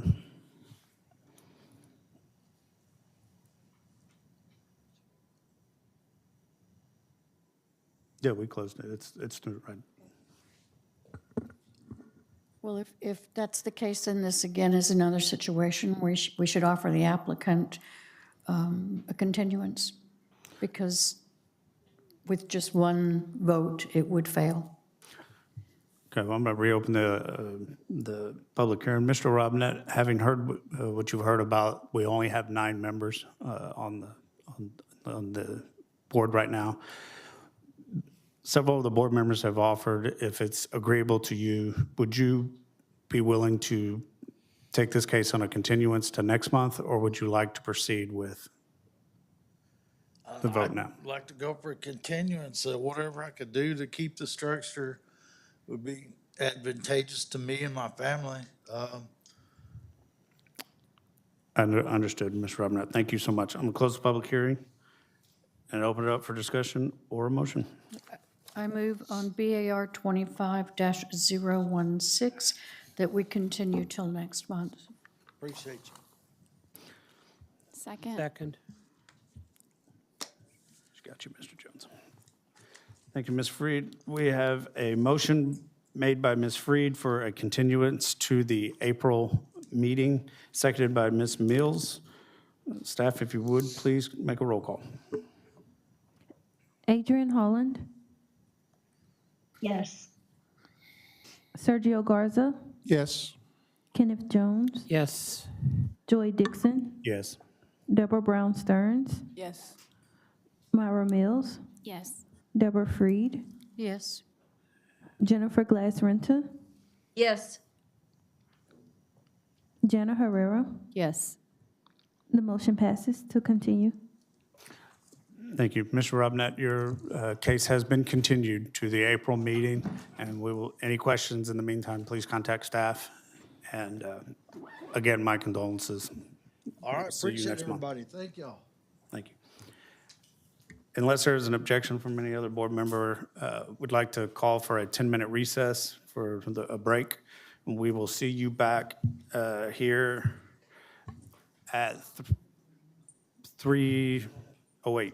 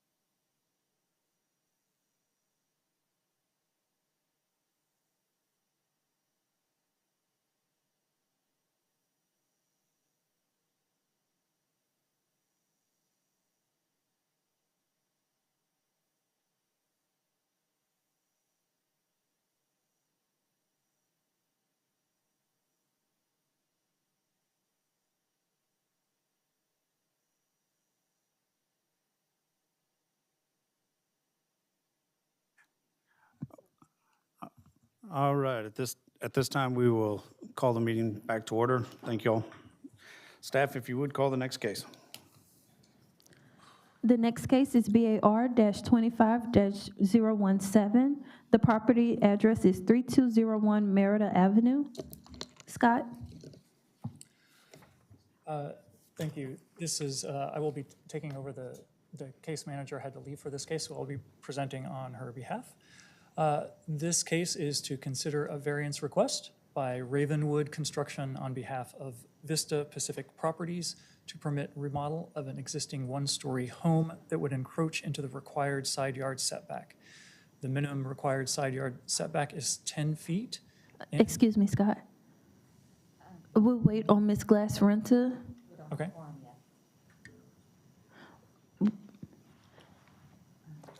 Mr. Dixon, we don't have a quorum without Ms. Glass-Renta being in the camera. Thank you so much. I didn't notice that she wasn't in the frame, so my apologies. So we will give Ms. Glass-Renta a moment to come back on screen.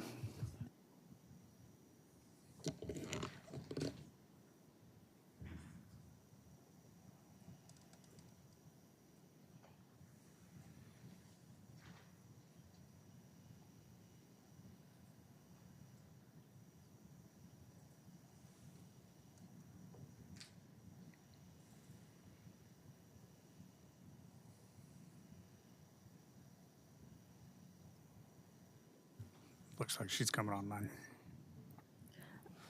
Ms. Glass-Renta is back. We can proceed, Scott. Thank you. Okay, so. What, Scott, I'll just call the case again. Sure. So the next case is BAR-25-017. The address of the property is 3201 Merida Avenue. Scott? So this case before you is to consider a variance request by Ravenwood Construction on behalf of Vista Pacific Properties to permit remodel of an existing one-story home that would encroach into the required side yard setback. The minimum required side yard setback is 10 feet, and the requested side yard setback is 5.3 feet. The subject property is within the A5 one-family residential district and is also in the TCU residential overlay. Here's an aerial map and a site photo. As you can see, this is a corner lot that fronts on Merida Street and has a side street on Devitt, which creates a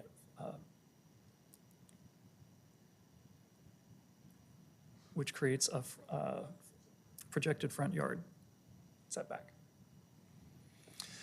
So the lot history, there was a residential remodel construction permit issued in January of 2025, and a residential addition permit issued also in January of 2025, and a code compliance for work exceeding the permit issued in February of 2025.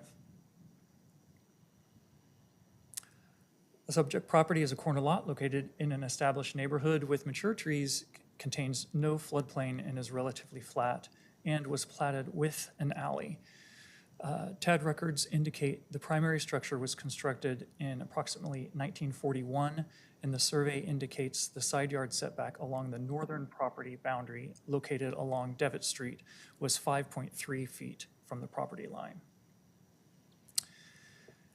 As you can see from the proposed site plan, actually, if you look at the center illustration, which is the survey that indicates the existing resident, the existing house, and you can see the a bump out or projected portion of that residence, which comes closer to that side yard than would be allowed by the ordinance today. And the site plan on the left shows the proposed footprint, which would, for the addition, which would be located in the same footprint, but would extend that towards the rear of the property. I should note that this was originally put put forward as a remodel, but in the process of trying to do the remodel, they discovered it was presented to us that they ran across rotten wood, which resulted in them having to demolish the entire structure. But the variance that you are considering is still the same variance.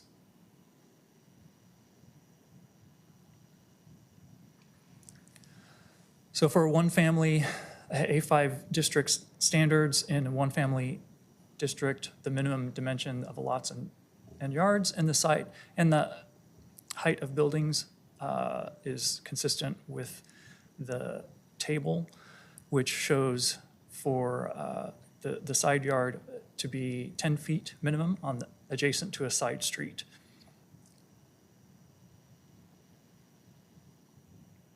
And that concludes the presentation.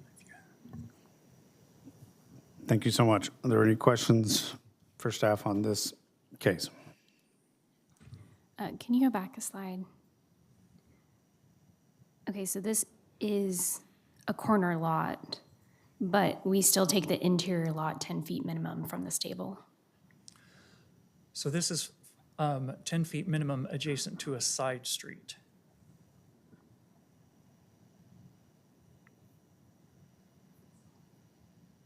Okay. But if this were like just a normal, something in between two other houses, it would be a 5 foot here. Yes, if it was an interior lot. Thank you.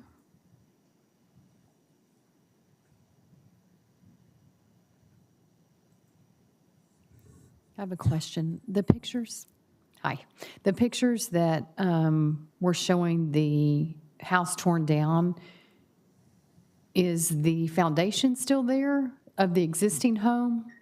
And they're just adding to it? So my understanding is that they kept the foundation of the house, yet would be expanding the footprint and the portion of along the side street. That portion would be extended back to match where the existing building footprint is located. So it would just be following along the same lines along the side street. Okay, thank you.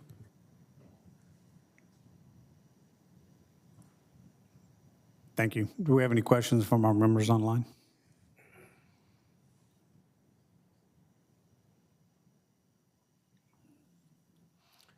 Any other questions for staff? I'm sorry. So the foundation that's already laid out, it's because they've adjusted their site plan to make the house more narrow, is that correct? No, sir. Let me go back to the site plan.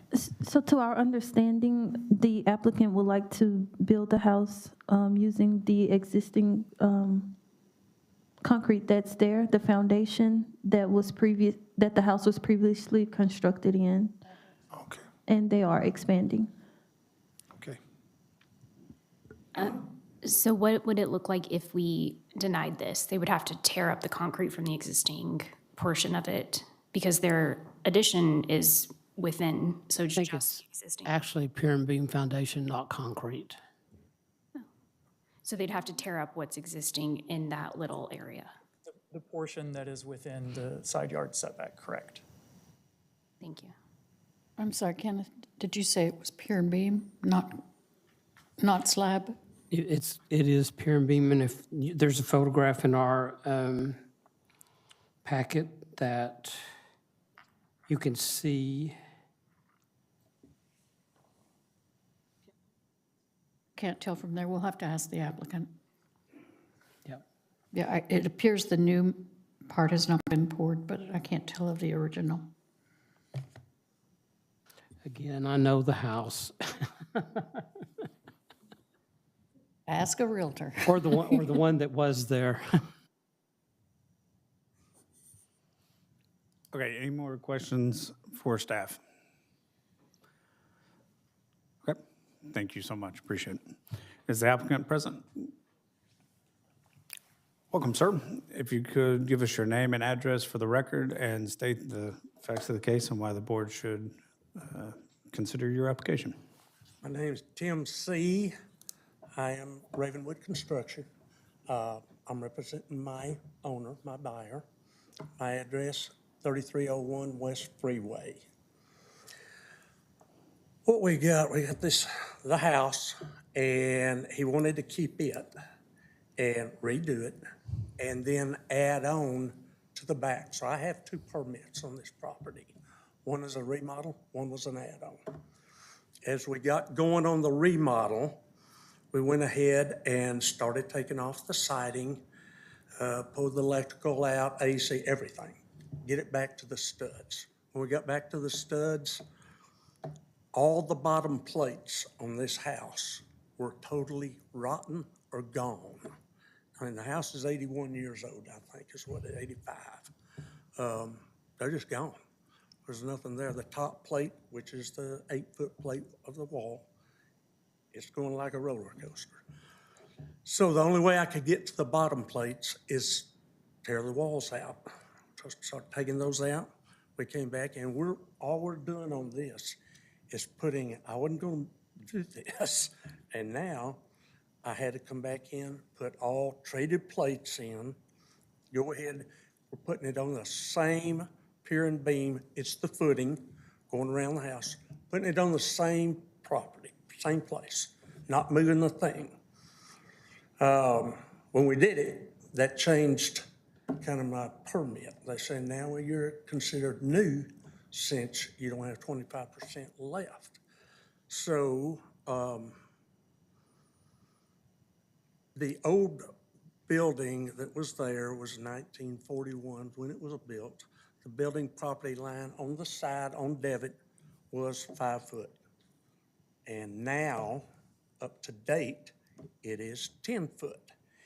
If I didn't have to take all my walls down, I could have left it at 5 foot. I'm not moving anything to change my, variance. I guess I'm having to get the variance because of that. It's just because of the rot. There was no way to get to it other than take the walls down. Put them back up, put treated plates on, and that's what I'm asking for is, can we go ahead and leave it where it is? I'm not extending out any further. It's not blocking, it's corner lot, so it's not blocking any traffic sight. It sets back, that little notch out, sets back about 60 feet from the front of the curb. So that pretty much tells what I've got. Thank you, Mr. Steen. Yeah. Do y'all have the pictures, Ashley had them, of the rot? I had 4 or 5 different pictures that I gave her, and it shows all the rotted wood. I did talk to the neighbor next door. Devitt's on one side, I got a neighbor over here, then another neighbor. Talked to both of them. They seemed okay with it. I went up and down the street. Everybody else is renters. So I couldn't get really a homeowner. I talked to the renters. It doesn't bother them. But they're just happy they got a house. So that's it. Thank you, Mr. Steen. Is there anybody else that would like to speak in favor of this application? Is there anybody here that would like to speak in opposition to this case? Okay, haven't seen none. We'll open it up from questions from the board. I have a question. I'm surprised it's A5. Does that start at DeWitt? Ma'am? I thought this was all zoned multi or duplex, but this one is A5? This is a house. This is a That's not house. duplex. Well, they used to all be houses on Merida, but there's not very many of them left. Yeah. Well, okay, now on the part that I'm on, 3201, if you're in that block, that's one block south. Oh, I know exactly. It's right out of the I know area where I can't exactly put where that duplex is. on it. Yeah, yeah. Yep, I lived right over there when I was a student. Yeah, it's, if I was over one house, I'd be able to do that, yeah. Okay, yeah, I think I was sort of confused because the photograph does have an entrance to the second story that's being added on, so it looked like it was an apartment Right. or something. No, it's just an outway to get, there's 2 bedrooms up above. They're over the garage. So instead of coming out the other way, they're just coming Okay, out there. lovely, okay. So I don't really have any other questions, thank you. Thank you, Ms. Freed. Any questions from our members online?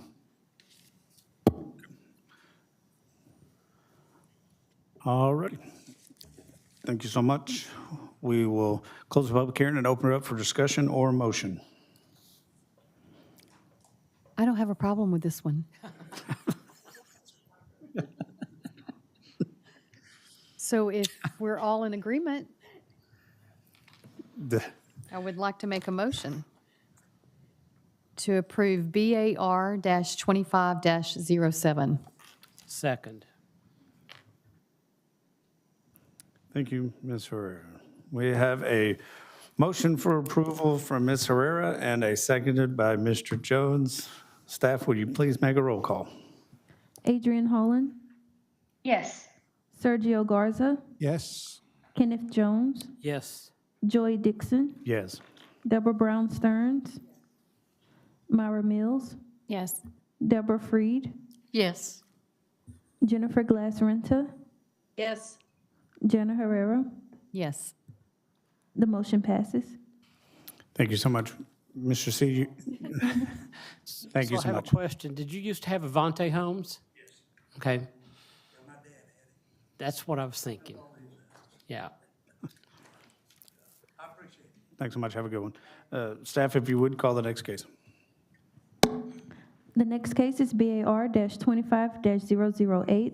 The address of the property is 2350 Evans Avenue. Scott? This case is to consider 3 variance requests by Newpad Building Company LLC on behalf of Cultivated Holdings LLC for Byron Jones. It is located in the A5 one-family residential district. The applicant is requesting a 12-foot, 5.5-inch projected front yard setback deficient from the required 32-foot minimum by 19 feet and 6.5 inches. The applicant is also requesting 1 space behind the building wall line instead of 2 spaces. And the applicant is also requesting proposed parking within the projected front yard.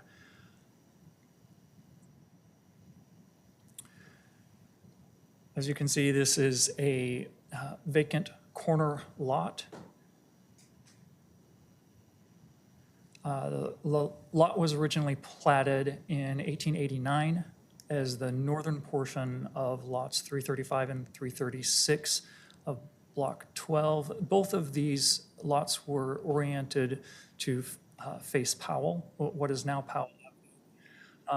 These 2 lots were then replatted into 3 lots facing Evans Avenue in 1926 before the zoning ordinance had been created. The subject property is therefore considered legal non-conforming lot of record as to lot area and dimensions. As you can see from the illustrations, it shows that the 2 lots faced Powell, and the northernmost, when they were replatted into 3 lots, the northernmost now faces Evans Avenue. Subject property is legal non-conforming vacant lot in an established neighborhood. The lot is wedge-shaped corner lot containing frontage on Evans Avenue and East Powell Avenue and was platted without an alley. The lot is generally flat and is not located within a floodplain. The property located at, the neighboring property located at 856 East Powell has a front yard setback of 32 feet, establishing a minimum 32-foot projected front yard setback along the northern boundary of the subject lot along East Powell Avenue. Dwelling units in a one-family A5 district with 3 or fewer bedrooms require 2 spaces behind the front wall, the front building wall. The proposed location of the parking space is partially located within the projected front yard setback. As you can see from the site plan, the building wall line that is in question here is represented by the red dash and dot line. So that shows the building wall line along Powell Avenue. The projected front yard is the blue dotted line that is projected from the neighboring house, which would require a 32-foot yard setback. And as you see, it goes across the subject property. The 2 parking spaces that would be required behind the red line, as you can see, only it only allows for one 9-foot by 18-foot parking space. And when we consider the projected front yard, one of those spaces does not entirely fit behind the projected front yard line. So the 3 variance requests that we have, one is for the actual building to be in the projected front yard. One is to allow for one space instead of 2 behind the building wall line. And the third variance would be to allow for parking that is within the projected front yard. The variance request regulations are in section 6.101, D1, and F. So these other regulations that stipulate projected front yard setbacks and front yard setbacks. And the A1 family district parking requirements specify 2 spaces located behind the front building wall line. Any questions? You may have mentioned it and I missed it, but this is zoned A5, but this is not a 5,000 square foot lot. So because this lot was platted prior to the zoning ordinance, it is a legal non-conforming lot of record, and therefore, as to lot area and dimensions. So therefore, there is not a variance required to build on a lot Correct. smaller? Yeah, yes. Okay. I'm having difficulty, is it, Joey? Understanding the drawing, go back a couple drawings where you had the red line, okay. So what we're seeing there with the stair steps, that's the house that's being proposed? That's my question? That's correct. I wish I could. And the 9 by 18 spots, those are the proposed, that's an example of why we can't fit 2 cars behind. Correct. Okay, I'm catching up. It was intended to be an illustration of where the parking spaces for which the variances have been requested. Right, So- okay, and the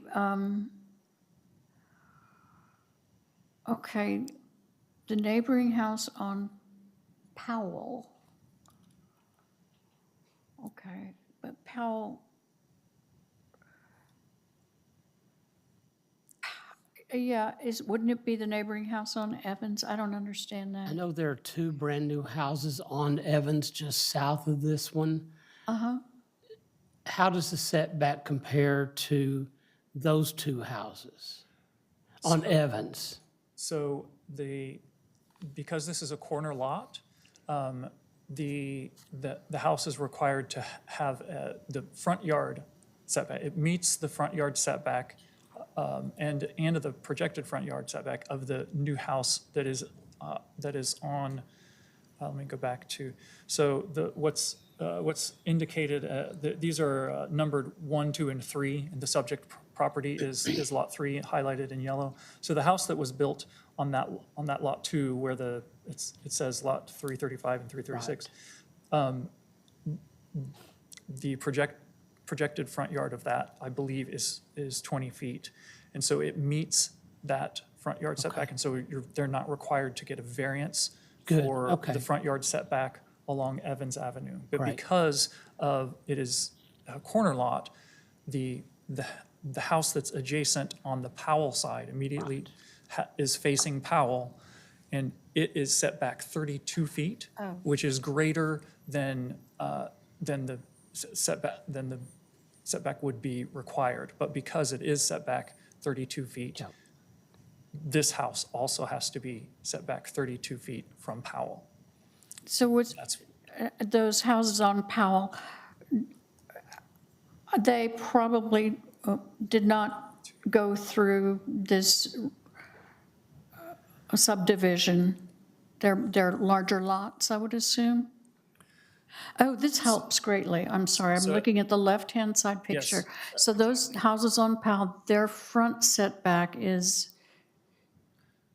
The one that is immediately adjacent to the subject property Right. is set back 32 feet. from the information that the applicant provided, that that house is set back 32 feet from their property line along Powell Avenue. Therefore, the projected front yard setback is 32 feet for the subject property, even though it's the side of the house that's being proposed.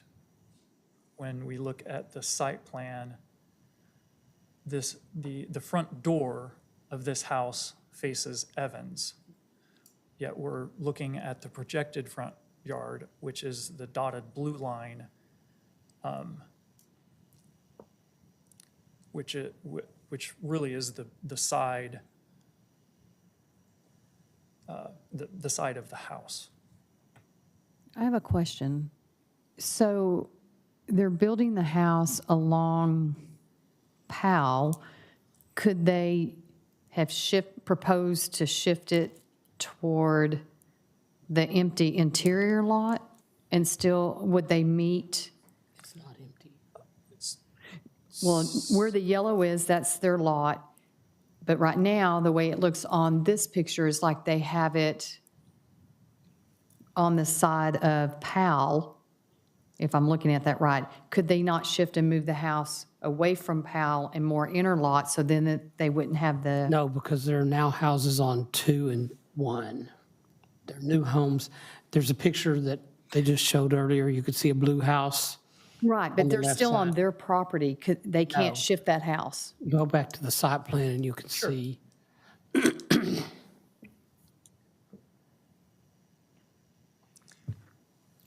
The setback on the south side of this lot is how big? 5 feet?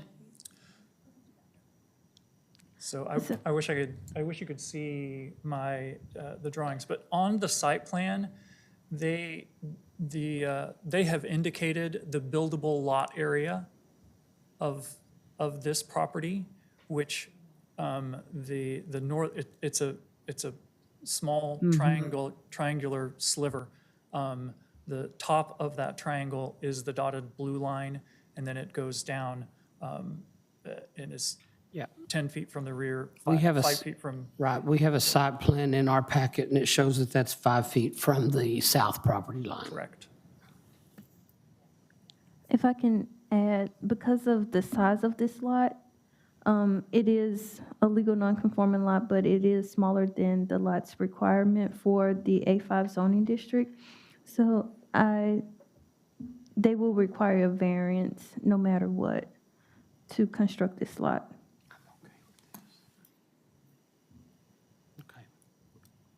Okay. Any other questions? Okay. Thank you so much. Is the applicant for this case present? Or online?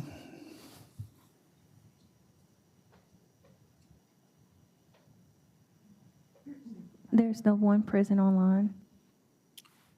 Okay. So, I'm going to move for continuance, if y'all are okay with that. so Continue.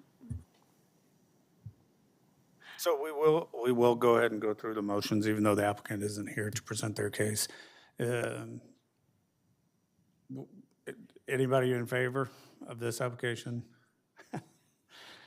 Anybody in opposition of this case? All right, having seen none, we will open it up for questions. Nobody asked the questions, so we will close the public hearing and open it up for discussion or a motion. Mr. Chairman, I know this property also.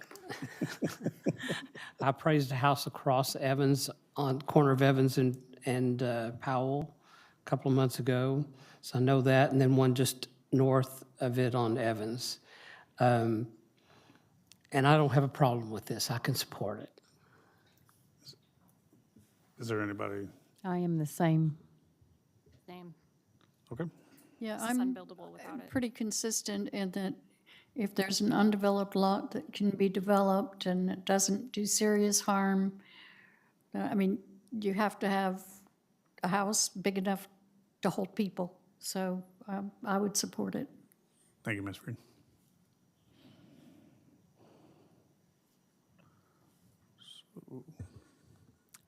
I move to approve BAR 25008 as written, all three variances. Thank you, Ms. Mills. Second. Thank you, Mr. Jones. Okay, we have a motion to approve BAR-25-008, to approve by Ms. Mills, seconded by Mr. Jones. Staff, if you wouldn't do a roll call. Adrian Holland, Yes. Sergio Garza, Yes. Kenneth Jones, Yes. Joy Dixon, Yes. Deborah Brown Stearns, Yes. Myra Mills, Yes. Jennifer Glass Renta, Yes. Jana Herrera. Yes. The motion passes. And Deborah Freed says yes, too. Thank you, Ms. Freed. Appreciate it. Thank y'all. We can go ahead and move on and call the next case. The next case is BAR-25-010. The address of the property is 510 Paradise Street. Scott?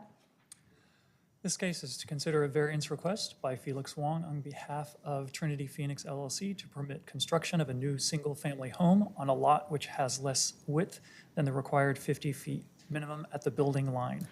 The subject property is in the A5 one-family residential district. The aerial map and site photo indicate that this is a vacant lot. This subject property has not been platted. The applicant has acknowledged and is aware that the subject property must be platted to obtain necessary permits. Sanborn insurance maps indicate that the subject property was vacant in 1911 and 1926. Historical aerial photographs indicate a structure on the property from between approximately 1952 through 1979. At some point after that, the property was vacant and has been vacant since at least 2001. The subject property is a vacant lot without alley access in an established residential neighborhood. The lot is flat, rectangular in shape, and located outside the FEMA floodplain. Again, the subject property has not been platted. The survey indicates property dimensions of 47.5 feet in width and 100 feet in depth.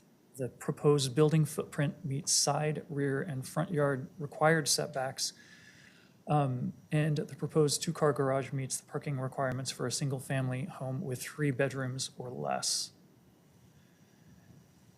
As you can see from the site plan, the house meets the projected front yard and side and rear yards. It also, and so the requested lot width of 47.5 feet is the variance that's before you today.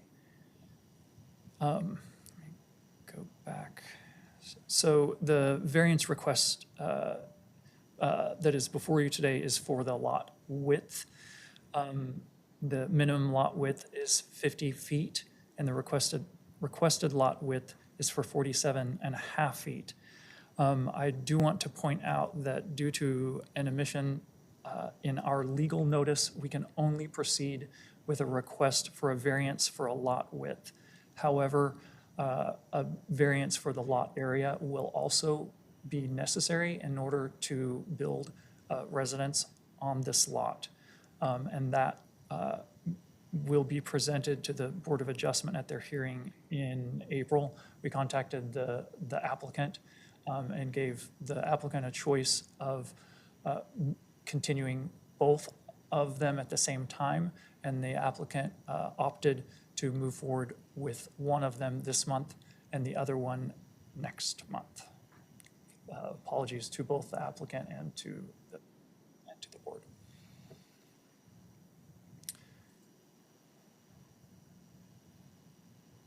And that concludes the presentation.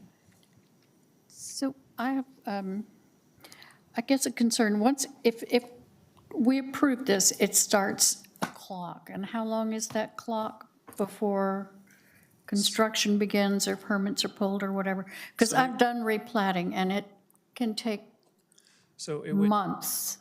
so they would have 180 days Mhm. to, and then they would have an option to extend for another 180 days. Okay. And that would be to pull the permits. So yes, it would need to be platted and also then the permits. Okay, and can those actions be done at the same time, or do they need to be one after the other? So my understanding is that it would need to be platted before the permits can be pulled. So that would have to be completed first. Yeah, I'm just worried about approving it and then them having to come back and be clocked out, because, I want to support this. Yeah, understood. The applicant is aware of all of that. We have had discussion with the applicant, and you can confirm that. Okay, all right. Just, My question is based on your applicant wants to come before us and then again in April. Did they pay twice? No, this was a staff error in Okay. our legal notice, so they would not have to pay the fee for a continuance, unlike if the applicant were to make a change in their request that would cause a continuance, then there would be a fee for that. But the fee is waived when this, because this was due to a staff error. Thank you. Do we have any questions from our members online? Thank you. All righty, not seeing any more. I appreciate it. Thank you so much. Is the applicant present for this? Good afternoon, sir. If you could state your name and address for the record and present the facts of the case for the board to consider. Sure. Good afternoon. My name is Felix Wong, address at 2604 Aberdeen Drive, Arlington. I believe the staff have done a really good job on providing written support and in the presentation about the facts of the case. You can see from the aerial photograph and the street picture that we are sandwiched between two existing houses. There's not any way for us to acquire the additional 2.5 feet to make up the 50. It is an empty lot available for an existing new home, and I would say that we would not cause any negative impact on any of the neighboring houses, because we're not asking for any setback on the side, and the house that is going to be built will also be in character with all the existing houses. In fact, the neighborhood will benefit from seeing new house, new investment, and it will certainly meet the urgent need for new houses within the city. And I may add that we are aware and we could work within the time frame that the staff have mentioned. All right. Anything else you'd like to add, Mr. Wong? No, appreciate it. Thank you so much. Is there anybody else that would like to speak in favor of this application? Is there anybody else that would like to speak in opposition to this case? Okay, haven't seen none. We will open it up for questions from the board. Mr. Wong, I have a question. Okay, looking at this site plan up on the screen, this indicates that it looks like that the lot goes all the way back and lines up with the two lots on either side, but there's another site plan or something that indicates a portion at the back of the lot that is not included. Is that accurate, or looking at the survey? The drawing on the left-hand side, that is our title survey when the property was purchased. So it indicated from front corner to back corner, the 100-foot minimum lot depth that the city would require. The drawing on the right-hand side, that's a aerial screenshot from the Tarrant Appraisal District interactive map. And I captured that screenshot because I took a measurement from front to back, and it indicated that 100 feet, so I... Okay. But for sure that we have 100 feet from front to back to work with. Okay, I guess what I'm looking at may be the satellite view that has the lot outlined in yellow there. And it looks like at the back of the lot, there's a space between, then there's a fence line behind. Correct. Is that part of the lot or not? It is not. When we click on the interactive map, what you see outlined in yellow is what Tarrant Appraisal District have on their database. If I can provide some clarity, Mr. Jones. So because this property is unplatted and the surrounding properties are unplatted, what we went off of is what the applicant provided to us. However, once he go through the platting phase, ownership of that property will have to be determined at that time because a remainder portion of a lot cannot be left unplatted. Correct. The same survey who did the title survey will also be responsible for doing the subsequent final plat. Okay, so what we're looking at up on the screen now with the yellow outline does not include a back portion of the lot. However, what we're looking at in the exhibit after the survey with the white dashed line shows that the property goes all the way back to that back fence line. Next one down, or keep going. There. Okay. So this indicates that the property goes back to that back fence line where the other satellite view shows it ending about halfway through that outbuilding to the north. Okay, I see where the question is coming from now. I prepared this site plan, and if I made a inadvertent mistake to draw the outline, the white outline all the way to the back, that is my mistake. But it will not cause the future building to not meet the minimum rear setback. Because we still do have the 100-foot minimum lot depth to work with. Thank you. Thank you, Mr. Jones. Any other questions for the applicant? Ms. Freed?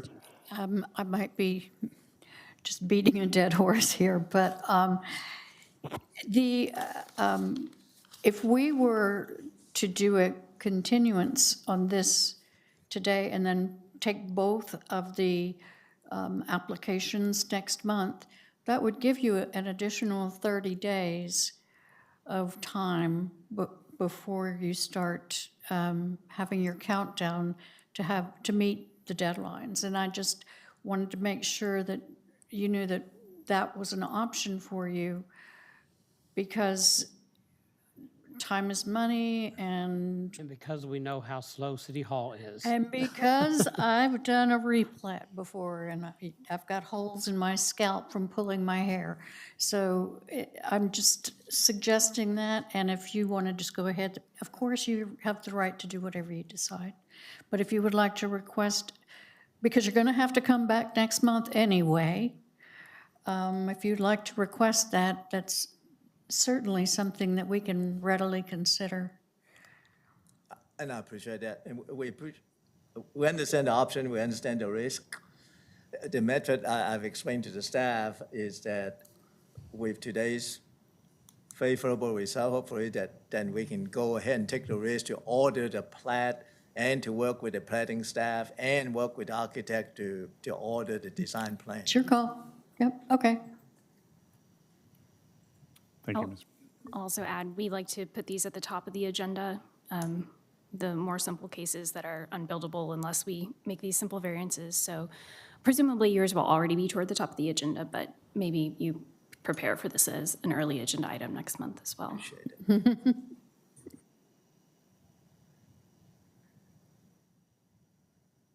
Okay, haven't seen no more questions for that, but we will close the public hearing and open it up for discussion or motion. I'm consistent. If there's a buildable lot and we got a little bit of room here or there, it's to the benefit of the neighborhood, to the city, to everybody involved that we approve it. So there's, if you're ready, yeah, everybody's nodding, okay. I move for BAR 25-010 at 510 Paradise Street that we approve the variance to construct a new single-family home with a lot with less width than the minimum 50-foot building line. Second. Thank you, Ms. Freed. Thank you, Ms. Mills. We have a motion to approve BAR-25-010 made by Ms. Freed, seconded by Ms. Mills. Staff, if you would, do a roll call. Adrian Holland, Yes. Sergio Garza, Yes. Kenneth Jones, Yes. Joy Dixon, Yes. Deborah Brown Stearns, Yes. Myra Mills, Yes. Deborah Freed, Yes.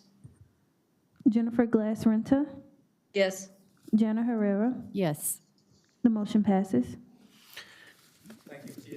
Congratulations, Ms. Wong. We will see you next month on the other matter.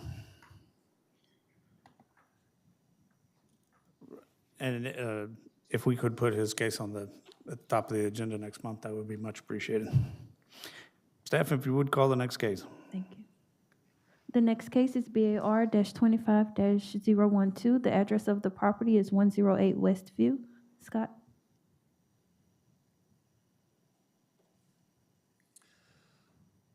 This case is to consider a variance request by Bo Davis to permit the construction of a detached accessory structure that would exceed the height maximum for accessory structures. Subject property is located in the A10 one-family residential district. The applicant is requesting to permit construction of a detached accessory structure that would exceed the maximum height permitted. Ordinance Section 5.301B1D allows for a maximum of 10 feet in height with an allowance for an additional 1 foot of height for each 2 feet of distance from the required setback, up to a maximum of 12 feet in height. The rear yard setback for this property is 10 feet minimum. The proposed location of the accessory structure is 14 feet from the rear property line, which would allow a maximum of 12 feet in height. The proposed height of 14 feet, approximately 3.5 inches, exceeds that extra height allowance by an additional 2 feet, 3.5 inches. Again, the maximum height is 10 feet or 12 feet at a 2-to-1 ratio from the setback. And the requested height is 14 feet, approximately 3.5 inches. The subject property is a slightly irregular square-shaped lot with front yard frontage along Westview Avenue that was platted on April 28, 1938 with no alley access. The subject property is not located within the FEMA floodplain, but there is a slight 4.7% downward slope from the southeastern corner of the lot toward the northwestern corner of the lot. The applicant is requesting a height variance for a proposed accessory structure. And again, I read this section earlier, so not going to repeat that. As far as the lot history, there was a zoning change that was a city-initiated zoning change from A5 to A10, which was approved in June of 2022. There has also been a construction permit for an addition encroaching into the front yard. and to permit the continued use of an approximately 6-foot-high wooden fence in an established front yard that was approved in 2000. There was a remodel for the existing in preparation for an addition, which was issued in February of this year, and those inspections are pending. And also another remodel for an addition to an existing single-family residence. There were 2 permits that expired in 2024. Here's the aerial map and the site, a site photo of the rear yard where the accessory structure and pergola are proposed. The elevation of the accessory structure shows the proposed height of 14 feet, approximately 4.5 inches. The location of the proposed accessory structure is shown at 14 feet from the rear yard setback. As you can see on the right, the property line is highlighted in blue. The 10-foot required setback is indicated by the green dashed line, and the proposed setback at 14 feet is indicated by the red dotted line. And the variance request regulations are follow the property development standards in the one-family A10 district, which requires a rear yard of 10 feet. And for accessory structures, non-habitable accessory structures shall be limited to a height of 10 feet, and with the allowance of up to 12 feet that I mentioned earlier. And that concludes the presentation. Thank you. Any questions for staff on this case? You mentioned the rezoning from A5 to 10? Yes. Well, is it any different in A5 what the height requirement is? I do not believe so. It's, it would be the rear yard. I would look to other staff, so that, no, there's not. There's Okay. no difference. Thank you. If they were to add air conditioning, would that make this area habitable? So for habitable, that would be an accessory unit, which would change a lot of other things other than the height. Would the height requirement be met if it was a habitable living area? Yes.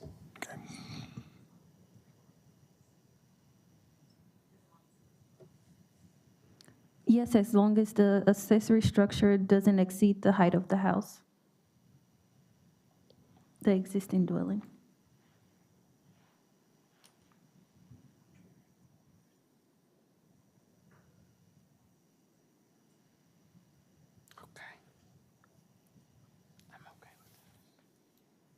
Any more questions? Any questions from our members online? Okay. All right, thank you so much. Appreciate it.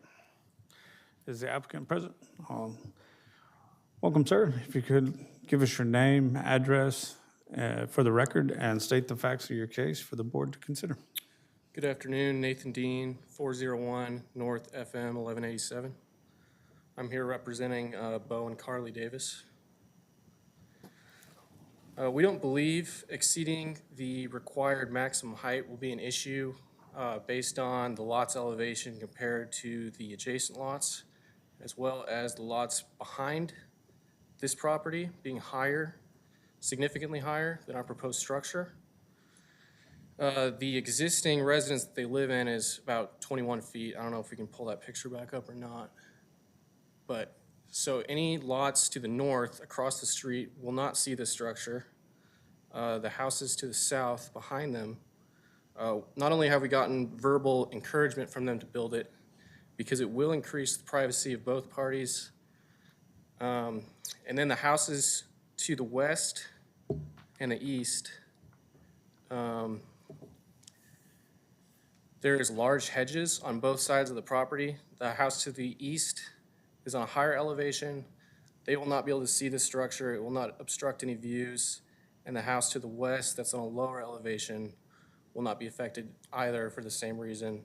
There's large hedges on the west side of the property. We believe this will not only, I guess the reason for our height is because we're trying to match the existing eaves of the current residence and then match the existing pitch of the roof, which is 12/5. And we just think that would look nice, and we don't think it's going to affect anybody. I think that's all I got. Thank you, Mr. Dean. Is there anybody that would like to also speak in favor of this application?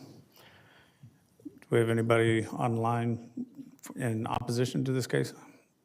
Okay, haven't seen none. We will open it up. Questions from the board? I don't have an issue with this. I think it will enhance the home, and I understand the reason for the variance they've asked for. Thank you. Any questions from our members online? Okay. All right, at this time, we will close the public hearing. Thank you, sir. We'll have a seat, and we will open it up for discussion or a motion. I apologize, I jumped the gun. I thought we had closed the, oh boy. I have a thought we, question? yeah. No, So no problem. I'm still the same. Mr. Dean, if you would. No, I don't have a comment, a question, no. Oh, okay, no. I jumped the gun previously. My bad. No worries. I'm in favor of this. If everyone else is, I'd be happy to make a motion. BAR 25-012, I approve as written. Move to approve as written. Second. Thank you so much, Ms. Herrera. Mr. Jones? So we have a motion to approve BAR-25-012 as written, made by Ms. Herrera, seconded by Mr. Jones. Staff, if you would do a roll call. Adrian Holland, Yes. Sergio Garza, Yes? Kenneth Jones, Yes. Joy Dixon, Yes. Deborah Brown Stearns, Yes. Myra Mills, Yes. Deborah Freed, Jennifer Glass Renta, Yes. Jana Herrera. Yes. The motion passes. Thank you so much, staff. Mr. Dean, congratulations. This application was approved. If you have any questions, please reach out to staff as early as tomorrow. Thank you. That is the end of our agenda. Is there any comments that need to be made before we adjourn? I would like to make a comment, Mr. Chair. Absolutely, please do. Thank you. I would like to introduce our two new staff members. We have Scott Bellin, who presented before you guys today. He's our new planner on the zoning appeals team, as well as Stacy Jones, who is our new planning assistant. She replaced Michelle Pena, so you guys have been receiving emails from Stacy. Welcome. But Does everyone, welcome to the team. welcome. Does everyone have parking stickers? I know I was out. I got mine. Just want to make sure everyone gets theirs. I've got mine. We do have parking stickers if anyone needs any. Okay. Any other comments or? All right, at this time, we are adjourned. Thank you all so much. We will see you all next month.